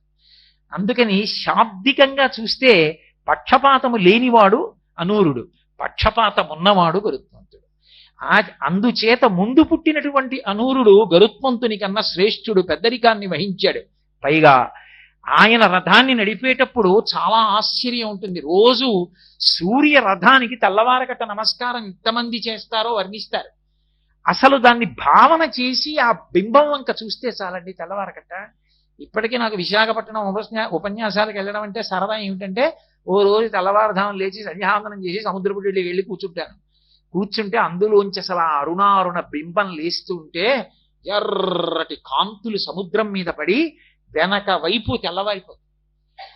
తెల్లవారిపోయి వెలుతురు వచ్చి ఎర్రటి కాంతులలో ప్రాణులన్నీ కూడా ఏదో చిన్నప్పుడు సంబరాల్లో ఎర్రకాగితం కళ్ళజోడు పెట్టుకుంటే అన్ని ఎర్రగా కనపడ్డట్టు కనపడతాయి. కాసేపటికి బంగారు రంగులోకి తిరిగిపోతాడు. ఆ తర్వాత ఇక దుర్నిరీక్షుడు. అసలు ఆ సూర్యోదయ ఘట్టాన్ని చూడ్డమే చాలు. అనూరుడు సారథ్యం వహించి భగవానుడు కూర్చోడానికి ముందే సిద్ధపడి రథాన్ని పట్టుకుని నిలబడతట. ఒక కవి చమత్కరించాడు, అసలు సూర్యరథం వచ్చే ముందు ఎందుకు ఆకాశం ఎర్రబడుతుంది అన్నాడు. అంటే ఆయన అన్నాడు, మరి శరత్కాలంలోనూ రథం తిరగాలి, హేమంత ఋతువులోనూ రథం తిరగాలి, మంచు కదూ, అంత చలి. రథంలో వెనకాతలో ఉన్నవాడికి ఏముంది, అంత చలిగాలి తగలదు. అప్పర్ బెర్త్ వాడికి తగిలిన ఏసీ లోయర్ బెర్త్ వాడికి తగలనట్టు. కాబట్టి వెనకనున్నవాడు సూర్యుడు, ముందునున్నవాడు అనూరుడు. చల్లటి కాంతి ఈయన కొట్టేస్తుంటుంది. అందుకని ఆయన ఏం చేశాడంటే ముందు ఓ చలిమంట కూడా వేసుకున్నట్ట, వెచ్చగా ఉంటుందని. అదే ఆ ఎర్రటి కాంతి అని ఎవరి భావన చేత వారు తరించారు. ఆ అనూరుడు రథం మీద ఎక్కేటప్పటికి ఇంద్రుడు పరవశించిపోతాట సూర్యరథాన్ని చూసి. అగ్నిహోత్రుడు ఇంతటి తేజోవంతుణ్ణి అయినా ఆయన తేజస్సు ముందు నా తేజస్సు అణిగిపోయిందని మహోత్కృష్టమైన బ్రాహ్మణుడు అగ్నిహోత్రుడు రెండు చేతులు ఎత్తి నమస్కరిస్తాట. లోకాలనన్నింటినీ బాధ పెట్టగలిగిన వాడు ఎవరి పేరు చెప్తే ఎవరైనా గడగడలాడిపోతారో మహాజ్ఞానులు తప్ప. అటువంటి యమధర్మరాజు గారి వైపుకి రథం తిరుగుతుంది దక్షిణ దిక్కుకి. మరి దక్షిణ దిక్కుకి యముడు కదూ అధిపతి. తిరిగేటప్పటికీ అనూరుడు చెప్తాట, ఓ యముడా సూర్యరథం తిరుగుతోందంటాడు. అనేటప్పటికీ ఆయన ముందు ఏం చేస్తాడంటేట గబగబా తీసుకెళ్లి తన మహిషాన్ని దాచేస్తాడు, దున్నపోతుని. ఎందుకంటే ఆజన్మ వైరం అని ఉంటుంది కొన్ని ప్రాణులకు. వేదంలో చెప్తారు. వేదంలో ఒకప్పుడు వశిష్ఠుడు ఇంద్రుడి ఇంటికి వెళ్ళాడు. దేవశుని అని ఇంద్రుడి కుక్క, అది పెద్దగా అరిచింది. ఎందుకంటే ఇంద్రుడు మంచి డాబుగా ఉంటాడు, కిరీటం అవి పెట్టుకుని. పాపం వశిష్ఠుడు గడ్డాలు అవి పెంచుకున్నాడు బ్రహ్మతేజస్సుతో. ఆయన్ని చూసి అరిచింది. అరిస్తే ఆయన శునక సూక్తం చదివాడు వేదంలో. ఓ శునకమా నీ గొప్పతనం ఇటువంటిది అని చదివి అందులో ఓ మాట చెప్తాడు, ఆగర్భ వైరం, పుట్టుకతో కారణం లేకుండా వైరం నీకు పందితో ఉందంటాడు. ఈశ్వరుడు అలా పెట్టాడు. ఆగర్భ వైరం అని ఉంటుంది. తిరియక్కుల యందు వెన్నుపాము అడ్డంగా ఉండే ప్రాణుల్లో మనుష్యులకు అలా ఉండకూడదు. అలా ఉంటే వాడు మనుష్యుడు కాడు, మనుష్య రూపంలో ఉన్న రాక్షసుడు. అలా వైరం కడుపులో పెట్టుకుని పైకి ప్రేమగా తిరిగేవాడు. కాబట్టి అటువంటి శునక సూక్తంలో కుక్క వైభవం చెప్పి వశిష్ఠుడు అంటాడు, ఈ శునక సూక్తం ఎవరు చదువుతారో వాళ్ళని కుక్కలు కనవవు అంటాడు. అలా మహిషానికి గుర్రానికి పడదు. ఎక్కడైనా దున్నపోతూ గుర్రం ఉన్నాయనుకోండి, ఒకదాంతో ఒకటి కలియబడతాయి. అందుకే సూర్యరథం దక్షిణ దిక్కుకి తిరుగుతుంటే యమధర్మరాజుకి పరాకు చెప్తారట. యమధర్మరాజుకి తండ్రి సూర్య భగవానుడు కాబట్టి నీ తండ్రి సూర్యుడి యొక్క రథం తిరుగుతోంది, నీ మహిషాన్ని దాచంటారు. ఆయన గుర్రాలతో కలియబడుతుందేమో అని తన మహిషాన్ని దాచేస్తాట. ఇంతటి యమధర్మరాజు తన తండ్రి సూర్య భగవానుడి యొక్క రథం తిరుగుతోందని రెండు చేతులెత్తి నమస్కరించి నిలబడతాట. పశ్చిమ దిక్కుకి తిరుగుతుంటుంది రథం, నైరుతి వైపుకి తిరుగుతుంది. తిరుగుతుంటే నైరుతికి రాక్షసులు అధిపతి. మీ అదృష్టం ఇవాళ మిమ్మల్ని సూర్యుడు చూస్తున్నాడు అనేటప్పటికీ రాక్షసులందరూ రెండు చేతులెత్తి నమస్కారం చేస్తారట. పశ్చిమ దిక్కుకి తిరుగుతుంది. ఎవరైనా ఒక చక్రవర్తికి కానీ మహారాజుకు కానీ సేవ చెయ్యాలి అంటే ఆయనకి ఏం చేస్తాం, ఏముండదు. అందుకే కడవలతో నీళ్లు తెచ్చి ఆయన గుర్రాలు తడుపుతారు. మీరు రామాయణం జరిగితే కనపడుతుంది. గుర్రాలకి నీళ్లు పోసి తడిపితే వాటికి మంచి శక్తి వస్తుంది, ఉత్సాహం పుంజుకుంటాయి నీళ్లు పెట్టినా కూడా. అందుకని పశ్చిమ దిక్కుకి తిరుగుతూ అనూరుడు చెప్తాట, సూర్యరథం తిరుగుతోంది. ఓ వరుణుడా, వరుడు జలములకు అధిపతి, ఓ వరుణుడా, నీ యొక్క జలముల చేత ఈ రథాశ్వములను తడుపంటాడు. వరుణుడు నీటితో తడుపుతట. అవి మంచి ఉత్సాహాన్ని పొందుతాయి. పొందిన తరువాత అవి వాయువ్యానికి తిరుగుతాయి. వాయువ్యానికి తిరుగుతుంటే వాయుదేవుడు వచ్చి 2 చేతులు ఎత్తి నిలబడతాడు. నిలబడితే, ఓ వాయువా, తడిసిన శరీరాలతో గుర్రాలు పరిగెడుతున్నాయి, నువ్వు ఎదురుగా గాలి రా, వాటికి చల్లగా ఉండి సంతోషాన్ని పొందుతాయి. ఎందుకంటే అవి ఒక్కసారి ఇబ్బంది పడతాయిట. ఎప్పుడు అంటే ఆకాశగంగ ప్రవహించిన మార్గంలో ఆ గుర్రాలు వెడుతున్నప్పుడు వాటి కాళ్ళు అందులో కొంచెం ఇరుక్కుంటూ ఉంటాయిట. అవి లాక్కుని పరిగెడుతుంది ఆ రథం. అప్పుడు అవి శ్రమ కలగకుండా నీటితో తడపబడి ఆ వాయువు యొక్క స్పర్శ కలిగితే చల్లగా ఆ సూర్య రథం తిరుగుతుంది, ఉత్తర దిక్కుకు వస్తుందిట. సూర్యుడే ప్రసన్నంగా చూసి కుబేరుడు వంక చూసి కనుబొమలు ఎగరేస్తాట. ఎందుకు అంటే శంఖనిధి పద్మనిధి అనబడేటటువంటి 2 నిధులకు అధిపతి, నవనిధులకు. ప్రత్యేకించి అందులో శంఖనిధి పద్మనిధి. శంఖము పద్మము ఈ 2 శ్రీ మహావిష్ణువు యొక్క ఆభరణాలు. అందుకే కదూ ఆయన శంఖం గద పద్మము ఇవన్నీ పట్టుకుని ఉంటాడు. కాబట్టి శంఖనిధి పద్మనిధి నీ దగ్గర ఉన్నాయి, అవి 2 ఆయనకి ఇష్టం. అందుకని ఒకసారి ఆయన వంక చూసి ఓ చిరునవ్వు నవ్వుతట. సూర్యుడి చిరునవ్వు చాలు నీ పదవి నిలబడుతుందంటట. అనూరుడు ఈశాన్యం వైపుకి తిరుగుతుంది. శివుడు వస్తాడు. అయ్యా, ఇది బింబ ప్రతిబింబ న్యాయం అంటట అనూరుడు. నేను ఇళ్ళ అద్దం ముందు నించున్నాను అనుకోండి, ఇప్పుడు నేను బొట్టు సరిగ్గా పెట్టుకోలేదు అనుకుంటే ప్రతిబింబానికి పెడతానా, నేను పెట్టుకుంటానా? నేను పెట్టుకుంటే ప్రతిబింబం సరిగ్గా పెట్టు కనబడుతుంది. బింబం ఒకటి ప్రతిబింబం ఒకటి కాదు, బింబ ప్రతిబింబములు ఒకటే. అలా అనూరుడంటే అట్ట వెనక్కి తిరిగి ఈయనకే నమస్కారం, ముందుకి తిరిగి ఈయనకే నమస్కారం, 2 రూపాలతో కనపడుతున్నాడు ఒక భగవానుడు. అంటే శివుడు సూర్యుడు అభేదం. ఎందుచేత అంటే భౌరంభంశనలో నిలోంబర మహార్నాదో హిమాంసు పుమాన్ ఇత్యాభాతి చరాచరాత్మక విదం యస్యైవ మూర్త్యష్టకం నాణ్య కించన విద్యతే విమృశతాం యస్మాత్ పరస్మాత్ విభో తస్మై శ్రీ గురుమూర్తయే నమయిదం శ్రీదక్షిణామూర్తయే అని ఆయన కోణార్కలో సూర్యలింగం అయి ఉంటాడు. కాబట్టి సూర్యుడే శివుడు, శివుడే సూర్యుడు. కాబట్టి బింబ ప్రతిబింబాలుగా ఒకే సూర్యుడు 2 రూపాలతో కనపడుతున్నాడని అనూరుడు ముందుకి వెనక్కి కూడా నమస్కారం చేస్తాడు. ఆ అనూరుడు రథమెక్కి కూర్చోగానే సూర్యనారాయణమూర్తి కూర్చుని అనే ముందు అనూరుడు ఇలా చూస్తాట. వెనక్కి చూస్తే రథాన్ని మొదలుపెట్టు అంటే చూడండి, లోకంలో రథ చోదకులు ఉంటారు. మీకు బాగా అర్థం అవ్వాలి అంటే ఓ కారు డ్రైవర్ ఉన్నాడు అనుకోండి, ఎవరికి చెప్తాడు దానికి ఇబ్బంది వస్తే? ఎంత యజమానైనా రక్షింపబడేది డ్రైవర్ వల్లే కదూ, ఆయన బాగా నడిపితేనే కదూ. అందుకే కృష్ణుడు సారథ్యం వహించాడు. అయ్యా, ఈ మధ్య బ్యాక్ టైర్ అంత బాగులేదండి, కొంచెం చక్రం మారిస్తే బాగుంటుంది సార్ అంటాడు కదూ, యజమానికే చెప్పాలి. సూర్యుడి వంకి ఇలా చూస్తాట అనూరుడు. చూస్తే సూర్యుడు అంటాట, ఓ అనూరా, రథానికి పగ్గాలు మారుద్దాం అనుకుంటున్నావేమో, వరుణుడిని అడుగుదాం అనుకుంటున్నావేమో. పాశాలు, వరుణుడి దగ్గర పాశాలు ఉంటాయి. అందుకే ఆ వరుణ పాశములు అంటారు. ఆ పాశములు ఉంటే అవి గుర్రాలకి వేద్దాం అనుకుంటున్నావేమో, మంచి పాశాలని. మన గుర్రాలకి వాడే పాశాలుగా వరుణ పాశాలు కూడా పనికిరావు. ఇవి సర్పపాశాలు, గొప్ప సర్పములను పాశములుగా వేసి పట్టుకుంటాడు అనూరుడు. కాబట్టి వరుణుడి పాశములు మనకి పనికిరావు. అందుకని ఎప్పుడూ ఈ పాశములు మారుద్దామని ఆలోచించకు అంటే ఇంకా తల తిప్పలేదు అరుణుడు. చూసి అంటాట, గుర్రాలు చాలా కాలం నుంచి ఉన్నాయి, ఒక గుర్రాన్ని మారుద్దాం అనుకుంటున్నావేమో.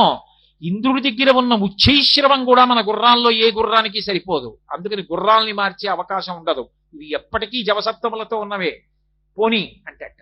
అయినా అనూరుడు అలా చూస్తాట. చూస్తే సూర్యుడు అంటాట, ఏమి మనకి ఏకచక్రధరం దేవంతం సూర్యం ప్రణమామ్యహం. మన రథచక్రం ఒకటే కదూ, చాలా కాలం నుంచి ఇదే రథచక్రం తిరుగుతోంది, దీనికి ఏమైనా మరమ్మత్తు చేయిద్దామంటే బండి ఆపకూడదు. అందుకని చక్రం తీసి చక్రం వేసుకెళ్ళిపోదాం అనుకుంటున్నావా? అందాక విష్ణువు సుదర్శన చక్రం అడుగుదాం అనుకుంటున్నావా? మన చక్రానికి ఏ సమస్యలు రావు, పద, మన రథానికి ఎదురు లేదంటట. లోపల కూర్చున్నవాడి అనుగ్రహాన్ని ఒకసారి స్మరిస్తాట. ఆయన ఆ మాట అన్నాక రథానికి ఎదురేమిటని పగ్గాలోసారి పట్టి లాగి విడిచిపెడతాట. బయలుదేరుతుంది రథం. అందుకని సూర్య రథం బయలుదేరింది అంటే గుర్తేమిటో తెలుసా? ఇంతమంది లేచి నిలబడి నమస్కారం చేస్తుంటారు. ఎలా? పరమ సంతోషంతో. అనూరుడు ఆ రథాన్ని బయలుదేరదీస్తుంటే సూర్య భగవానుడు కర్మఫల ప్రదాతయ్యి లోకమంతటి చేత కూడా ధర్మానుష్ఠానం చేయిస్తూ మహానుభావుడు బయలుదేరుతాడు. అందుకే అటువంటి సూర్యుడు బయలుదేరుతుండగా ఆ రథం వంక తిరిగి ఒక్కసారి నమస్కారం చేసి, దానికి పూజ ఏమిటండి ఇంకా? శంకరాచార్యుల వారు సౌందర్యలహరి పూర్తి చేస్తూ ఓ మాట అంటారు, ప్రదీపజ్వాలాభిర్దివసకర నీరాజన విధి అంటారు. ఏదో సూర్యుడికి నీరాజనం ఇస్తానని పళ్ళెంలో కర్పూరం వేసి వెలిగించిస్తే ఇది ఆయనకి హారతి ఇవ్వడానికి సరిపోతుందా? సరిపోదు. అలా ఆయనకి పూజ అంటే ఒకటే. మీరు స్నానం చేసి 2 చేతులు కట్టుకుని ఆయన వంక తిరిగి ఆయన నమస్కార ప్రీతి, ఆయన ఉదయించడం మొదలవగానే 2 చేతులు ముకిలించి నమస్కారం చేసి పరమ సంతోషంతో భావన చేస్తున్నారనుకోండి, ఎంత ఆనందపడిపోతూ ఉంటుందో ప్రపంచం. ఆ మందిరేహులు ఎలా పడిపోతున్నారో, రథం బయలుదేరడం, అనూరుడు ఆ వైభవం, అన్ని దిక్కుల వాళ్ళు నిలబడడం, మండలాకారంగా రథం తిరగడం, ఇదంతా ఒక్కసారి భావన చేస్తే చాలట. మనసులో ఒకసారి సూర్యరథం కదిలితే చాలు, ఈ రథానికి ఇబ్బంది కాదు. పరమ ధార్మికంగా ఈ రథం వెళ్ళిపోతుంది. అందుకే సూర్యరథం అంత గొప్పది, సూర్యరథ స్మరణం అంత గొప్పది. అందుకే మీరు చూశారో లేదో, కొన్ని చోట్ల దేవాలయాలు రథాకారంతో ఉంటాయి. ఇప్పటికీ ద్రవిడ దేశంలో కుంభకోణంలో రథాకారంలో ఉంది క్షేత్రం. అలాగే మనకి వెంకటాచలంలో గోవిందరాజస్వామి దేవాలయంలో కృష్ణ పరమాత్మ చాలా విచిత్రమైన రీతిలో కూర్చుని ఉంటాడు. అక్కడ ఆయన కూర్చుని ఓ కాలు ఇలా మడిచిపెట్టి ఉంటాడు. పూర్వం అక్కడ ఒక బోర్డు ఉండేది, పార్థాయతత్ససారజినత్వయైవ యౌదర్శితౌ స్వచరణౌ శరణం వ్రజేతి భూయోపి మహ్యమహతౌ కరదర్శితౌ తే శ్రీ వెంకటేశ చరణౌ శరణం ప్రపద్యే అని శ్లోకం ఉండేది. చక్కగా వెళ్ళిన వాళ్ళందరూ చదువుతూ ఉండేవారు. ఆ కూర్చున్న ఆయన ఎక్కడున్నాడో అక్కడ ఇప్పటికీ కూడా రథాకారం ఉందని, అది భూమిలోకి దిగబడిపోయి మూర్తొక్కటే మిగిలిందని చెప్తారు పెద్దలు. అది కూడా రథాకారమైన దేవాలయం అని. అలాగే కోణార్క్ సూర్యరథం, సూర్యరథం ఎలా ఉంటుందో రథాకారంగానే దేవాలయం ఉంటుంది. అందుకే కోణార్కకి ప్రదక్షిణం, సూర్యదేవాలయ ప్రదక్షిణం సూర్యరథ ప్రదక్షిణం. అది మామూలుగా లభించేది కాదు, అంత గొప్పది. కాబట్టి సూర్యుని యొక్క రథాన్ని స్మరించడం, మానసికంగానైనా దర్శనం చేయడం కూడా అంత విశేషం. సూర్యోదయ కాలమునందు ఎంత విశేషం జరుగుతుందంటేట తిక్కన గారు విరాట పర్వంలో చెప్తారు, నీరజాకరములు నిష్ఠయి చేసిన భవ్య తపంబు ఫలమనంగా దినసముఖాకి నందిత చక్రయుగ్మకంబులయనురాగంపు బ్రోవనంగా హరిహర బ్రహ్మ మహానుభావంబులొక్కటింగాగరగిన గట్టియనగా అతుల వేదత్రయలతికాచయము పెనుబొందన్ పుట్టెడు మూల కందమనగా అఖిల జగముల కందరయగుచు జనసమాజ కరపుట హృదయ సరోజములకు ముకుళనంబును జృంభణంబును నర్చి భానుబింబంబు పూర్వాద్రిపై వెలింగే అంటాడు. మహానుభావుడు మహాసౌరంలో చెప్పబడినటువంటి విశేషాలన్నిటినీ కూడా తీసుకొచ్చి ఒక పద్యంలోకి ఇమర్చేశారు. అందుకు మహానుభావుడు తిక్కన గారు ప్రాతస్మరణీయుడయ్యాడు, సోమయాజి అయ్యాడు. నీరజాకరములు నిష్ఠయై చేసిన భవ్యతపంబు ఫలమనంగా. సూర్య బింబం ఉదయిస్తోంది అంటే తామర పూలన్నీ కూడా తపస్సు చేస్తాయి. తామర మొగ్గల్ని మీరు ఎక్కడైనా చూస్తే ఎలా ఉంటాయంటే, ఒంటికాలు మీద యోగి నిలబడి ఇలా 2 చేతులెత్తి తూర్పు దిక్కుకి నమస్కారం చేస్తే ఎలా ఉంటుందో, తామరలు ఇలా ముడుచుకుని అలా ఉంటాయి. పాదద్వందము నేలమోపి పవనున్ బంధించి పంచేంద్రియోన్మాదంబున్ పరిమార్చి బుద్ధిలతకున్ మారాకు హత్తించి నిష్కేద బ్రహ్మపదావలంబన క్రియన్ క్రీడించు యోగీంద్రు మర్యాదం నక్రమ విక్రమించ కరి పాదాక్రాంత సంవక్రమయ్యి అంటారు పోతన గారు. అలా తామర మొగ్గలు తపస్సు చేస్తున్నట్లుగా ఉంటాయి. ఒక్కసారి సూర్యకిరణం వచ్చి ఇలా తగిలిందనుకోండి, ఇలా విచ్చుకుంటాయి.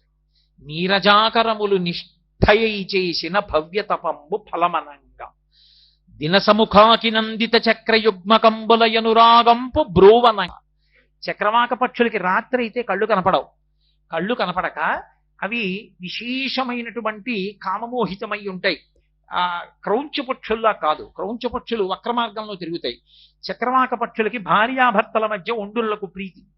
అందుకని భర్తకి భార్య కనపడదు, భార్యకి భర్త కనపడడు.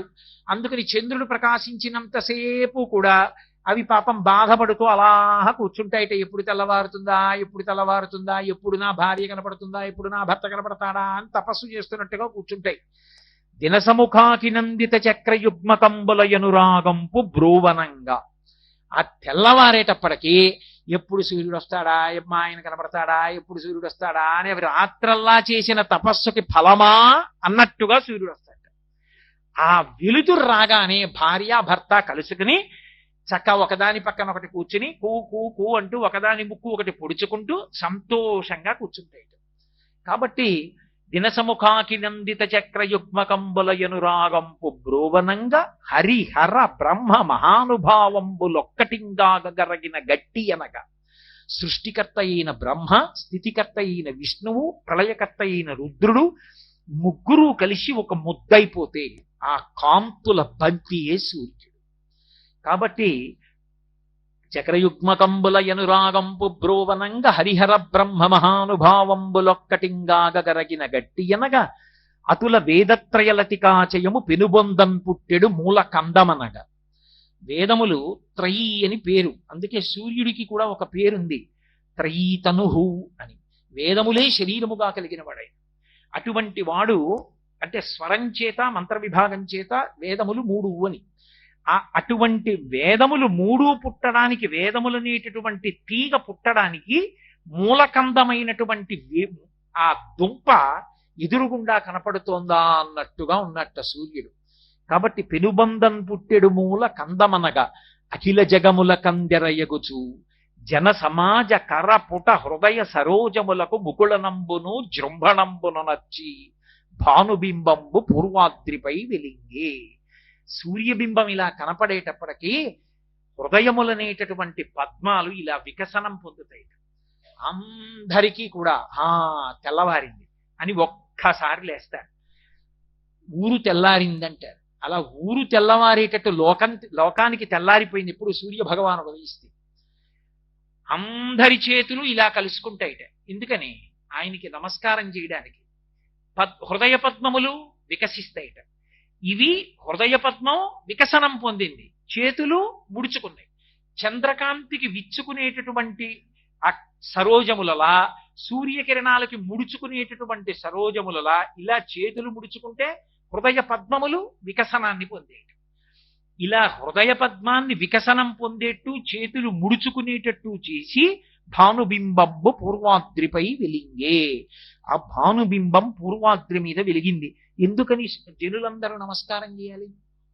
ఏం చేయకపోతే ఏమవుతుంది అంటే, ఆయనకి నమస్కారం చెయ్యడానికి కొన్ని ప్రధాన కారణాలు చెప్పింది వేదం.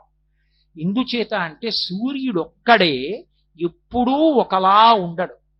ఏదో వెలుగుల బంతి కదా అని ఎప్పుడూ 365 రోజులు అలాగే ఉండేటటువంటి లక్షణంతో ఉండడు.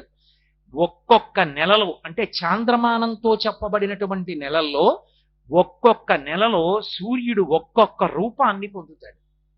అందుకే ఒక్కొక్క పేరుతో పిలవబడతాడు. పిలవబడినప్పుడు చైత్రము, వైశాఖము, జ్యేష్ఠము, ఆషాఢము, శ్రావణము, భాద్రపదము, ఆశ్వీజము, కార్తీకము, మార్గశిరము, పుష్యము, మాఘము, ఫాల్గుణము అని 12 నెలలు కాదు. ఈ 12 నెలలలో ప్రకాశించేటటువంటి సూర్యబింబం తన కిరణములను పైకి కొట్టాలా, మధ్యలో ఉంచాలా, క్రిందకి కొట్టాలా, ఏ భూతములను ఎంత అనుగ్రహించాలి అన్నది కిరణముల యొక్క వ్యూహముల విభాగము చేత మార్చుకుంటాడు. ఆ మార్చుకున్నప్పుడు ఒక్కొక్క నెలలో ఒక్కొక్క పేరుతో మారిపోతుంది కాంతి. అందుకే ఈ 12 నెలల్లో పిలిచేటటువంటి సూర్యులకు 12 పేర్లున్నాయి. ప్రతి నెలకి సూర్యుడు అనరు. సూర్యుడు మూలకందం.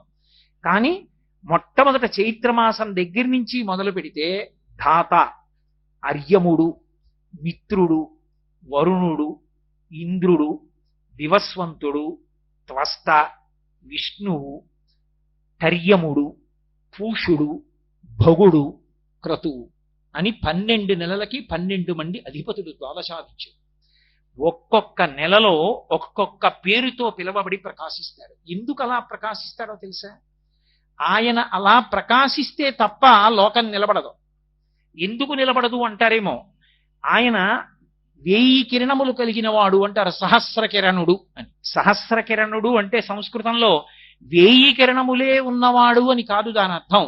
అనంతమైనటువంటి కిరణములు కలిగినటువంటి వాడు. 1000ని ఒక సంకేతంగా స్వీకరిస్తే, అంటే 1000 అన్న సంఖ్యని ఒక సంకేతంగా తీసుకున్నారనుకోండి, తీసుకున్నప్పుడు ఆయన లోకానికంతటికీ ఒక మహోపకారం చేస్తాడు.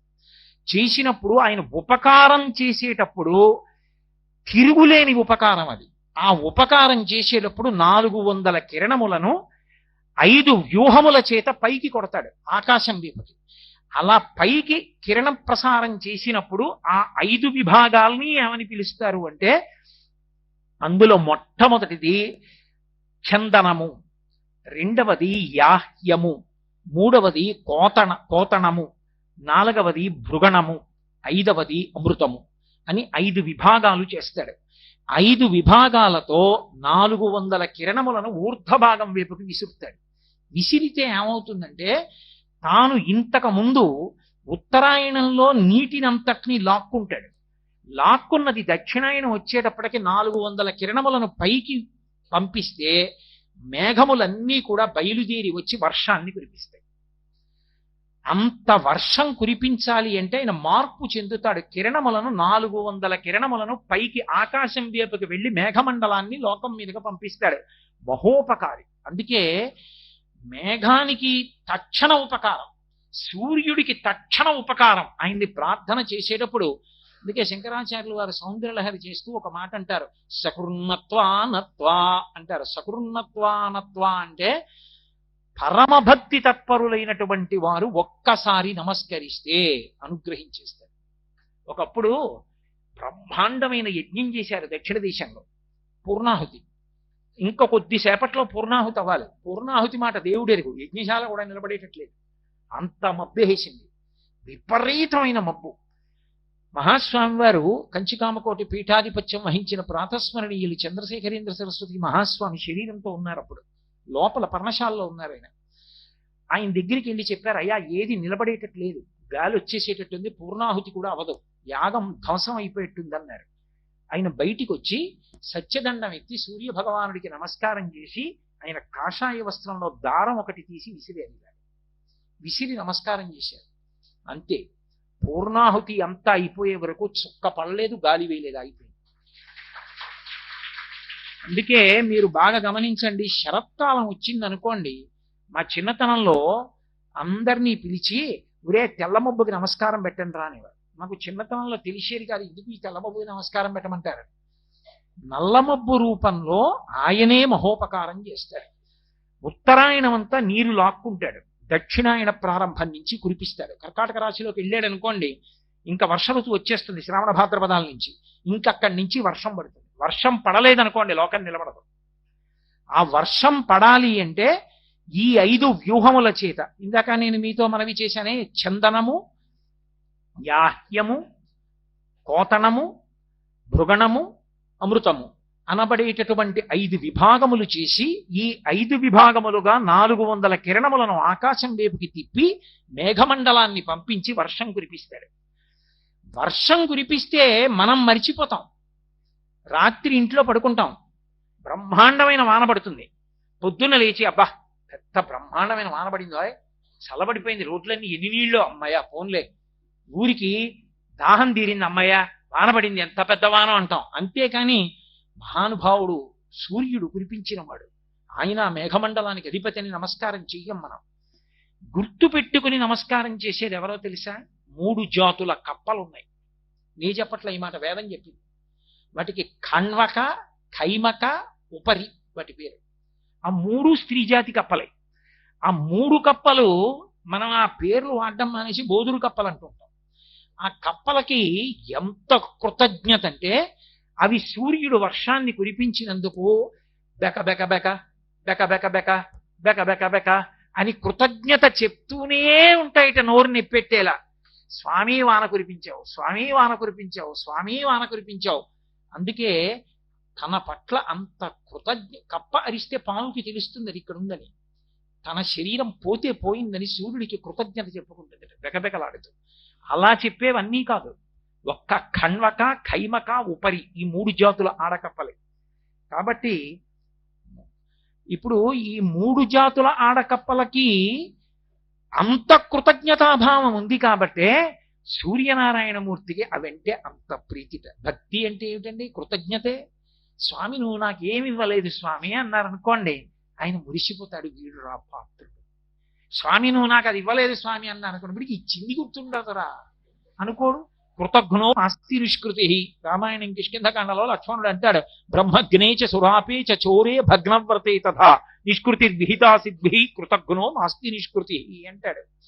కాబట్టి మహానుభావుడికి వానలు పడకపోతే ఈ 3 జాతుల కప్పలలో ఏదో ఒక కప్పని పట్టుకుంటారు. పట్టుకుని దాన్ని తీర్చి దానికి అభిషేకం చేసి దాన్ని పల్లకీలో పెట్టి ఊరేగింపు చేస్తారు.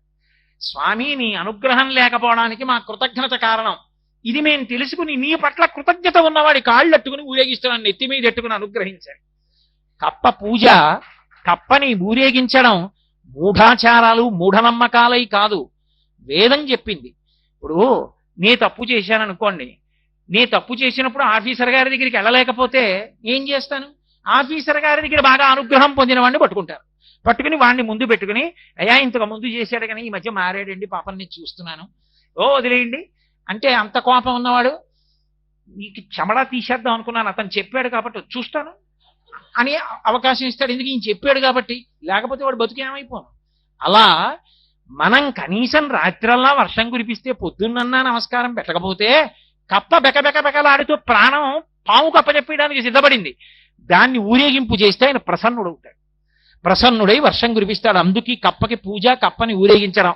అంతేగాని అసలు అది ఏమిటో, ఎక్కడ చెప్పారో, ఎందుకు చెప్పారో ఏమీ తెలియకుండా ఇవన్నీ మూఢాచారాలని బయలుదేరకూడదు. అది తప్పది జీవితంలో. అసలు మనిషి శీల వైభవాన్ని పాడు చేసేస్తాయి. అందుకే శరత్కాలం వస్తే కృతజ్ఞతావిష్కారం చేయరా, లేకపోతే నీ బతుకు ఇలాగే కృతజ్ఞతతో అలవాటైపోతుందని శరత్కాల మేఘం వెళ్ళిపోతుంటే తెల్ల మేఘం ఎక్కడో సముద్రంలో ఉప్పు నీటిని తాగి నిరాధారమైనటువంటి ఆకాశంలో వచ్చి నువ్వు అడిగావా లేదా చూడకుండా రాత్రి వర్షం కురిపించేసి తెల్లవారుసామున తెల్ల మబ్బు వెళ్ళిపోతోంది. తనకున్నవన్నీ ఇచ్చినప్పుడు మెల్లిగా మోసుకొచ్చింది. ఇచ్చి వెళ్ళిపోయేటప్పుడు ఎవరైనా చూసి నాకేమన్నా నమస్కారం పెడతారా అని చూడకుండా వెళ్ళిపోతాం. అటువంటి మబ్బుకి నమస్కారం చేయకపోతే అన్నీ ఇచ్చి వెళ్ళిపోతున్న మబ్బుకి కృతజ్ఞుడవైపోతావు. నమస్కారం చేయి తెల్ల మబ్బుకు అనేవారు మా చిన్నతనంలో. కాబట్టి కృతజ్ఞతాభావమునకు ఆయన సంప్రీతి చెందుతాడు. అందుకే వర్షం ఎవరు కురిపిస్తారు అంటే సూర్య భగవానుడే. ఆతపీమండలీ మృత్యు అని ఆ వర్షాన్నంతటినీ కురిపించేవాడు, తపింపచేసేవాడు కూడా వృష్టి ప్రదాత సూర్య భగవానుడే. ఆయన అనుగ్రహం ఉంటే అసలు లోకమునందు వర్షములు లేకపోవడం అనేటటువంటిది ఉండదు. సూర్యుడికి అందరూ నమస్కారం చేస్తే అసలు వర్షాలు పడకపోవడం అన్నది లోకంలో ఉండదు. అందుకే పూర్వం తన రాజ్యంలో ఉన్న ప్రజలందరికీ అన్నం దొరకాలి అంటే మహారాజులు సూర్యారాధన చేసేవారు. అలాగే ఆయన మంచు కల్పిస్తాడు లోకానికి. ఆ మంచు కల్పించలేదనుకోండి మళ్ళీ కొన్ని ఇబ్బందులు వస్తాయి. అలా జరగకూడదని తుషార పంక్తులను కల్పిస్తాడు, విశేషమైన మంచు. ఆ మంచు కల్పించేటప్పుడు మళ్ళీ 4 వ్యూహములతో 4 విభాగములతో 300 కిరణములను సమాంతరంగా ఇలా సమానంగా వెళ్ళేటట్టుగా ప్రసరించి 4 విభాగములను సృజిస్తాడు. అవే వశ్యము, మేష్యము, హరాదినము, 4వది ఆక్రందనము అని ఈ 4 రకములైనటువంటి వ్యూహములను విభాగములను సృజించి ఈ 4 చేత మేఘముల ఆ మంచు పంక్తులను, మంచు విపరీతంగా తెరలను సృష్టి చేసి లోకమునందు ఋతువు మారేటట్టుగా చేస్తాడు.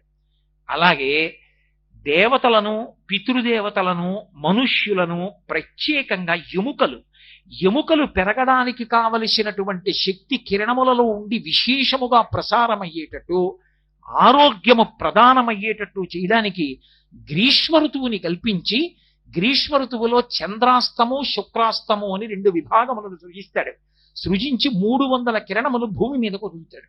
అందుకే మీరు చూడండి, గ్రీష్మ ఋతువు వచ్చిందనుకోండి, గ్రీష్మ ఋతువులో ఎవ్వరివి శరీరాలు పడిపోవు తొందరగా. గ్రీష్మంలో నిలదొక్కుంటారు, ఆరోగ్యంగా ఉంటారు, ఏం ప్రమాదాలు రావు. మళ్ళీ ఆయన లయకారకుడవుతాడు సూర్యుడే. చాలా మంది ప్రాణుల్ని పడగొడతాడు.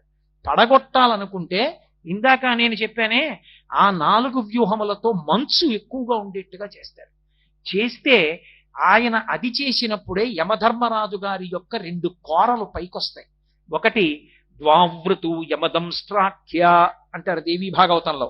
శరత్కాలమునందు వసంత ఋతువు, ఈ 2 ఋతువులలో 2 కోరలు బయట పెడతాడు.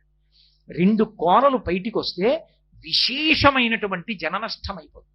అందుకే యథార్థానికి గ్రీష్మ ఋతువులో చనిపోయే వాళ్ళకన్నా శరత్కాలమునందు వసంత ఋతువునందు చనిపోయే వాళ్ళు ఎక్కువ మంది ఉంటారు. అందుకే శరత్కాల ప్రారంభంలో శారదా నవరాత్రులు చేసి అమ్మవారిని ఆరాధన చేస్తారు. అలాగే వసంత ఋతువు ప్రారంభమునందు మళ్ళీ వసంత నవరాత్రులు చేసి రామచంద్రమూర్తి యొక్క పాదాలు శారద పాదాలు పట్టుకుని అమ్మవారి అనుగ్రహంతో అంటువ్యాధులు ప్రబలిపోకుండా లోకాన్నంతటినీ రక్షించుకుంటారు. ఈ 2 కాలముల యందు సూర్యనారాయణమూర్తి యొక్క కిరణములు 304 విభాగములుగా వచ్చిన కారణం చేత జనులందరూ పడిపోతుంటారు. ఈ కారణం చేతనే ఉత్తరాయణంలో ఎంత నీరు లాక్కుంటాడో దాన్ని తాను ముట్టుకోను కూడా ముట్టుకోడు. ఆ నీటిని మేఘమండలంలోకి పంపించేస్తాడు. మళ్ళీ దక్షిణాయనం మొదలవగానే కురిసేయమని ఇచ్చేస్తాడు.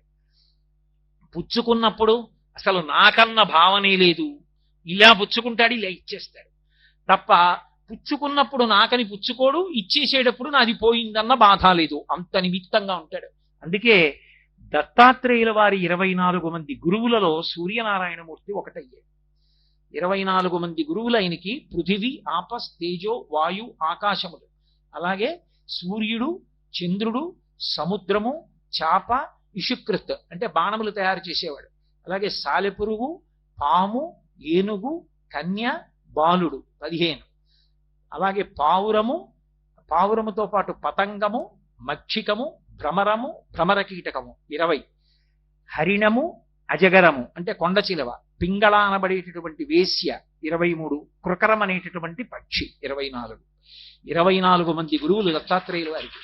24 మంది గురువులలో ఒక గురువు సూర్య భగవానుడు. సూర్య భగవానుణ్ణి గురువుగా ఎందుకు చేసుకున్నారంటే సూర్యుడు ఉత్తరాయణంలో నీటిని లాగినప్పుడు నాకు అని చుక్క పుట్టుకోడు, మేఘమండలంలోకి పంపుతాడు. దక్షిణాయనం వచ్చేటప్పటికి పుచ్చుకున్న నీళ్లన్నీ మళ్ళీ వర్షించేస్తాడు, మళ్ళీ లోకోపకారం చేస్తాడు. పుచ్చుకోవడం ఉపకారమే, ఇచ్చేయడం ఉపకారం. రెండిటి యందు నిస్పృహుడు, తనేమి నాకని పుచ్చుకునేది నీటి బిందువు లేదు. అంతటి మహితాత్ముడు కనుక నేను సూర్యుడిని చూసి నేర్చుకున్నాను. పుచ్చుకుంటే ఎలా పుచ్చుకోవాలో, ఇచ్చేస్తే ఎలా ఇచ్చేయాలో అని దత్తాత్రేయుల వారు తన 24 మంది గురువులలో సూర్యనారాయణమూర్తిని తీసుకున్నారు.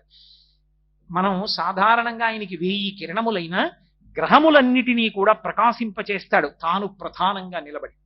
ఆ గ్రహములన్నిటినీ కూడా ప్రకాశింపచేయడానికి, లోకాన్నంతటినీ కాపాడడానికి మళ్ళీ ఆయన కిరణ వ్యూహాన్నంతటినీ కలిపి 7గా చెప్తారు.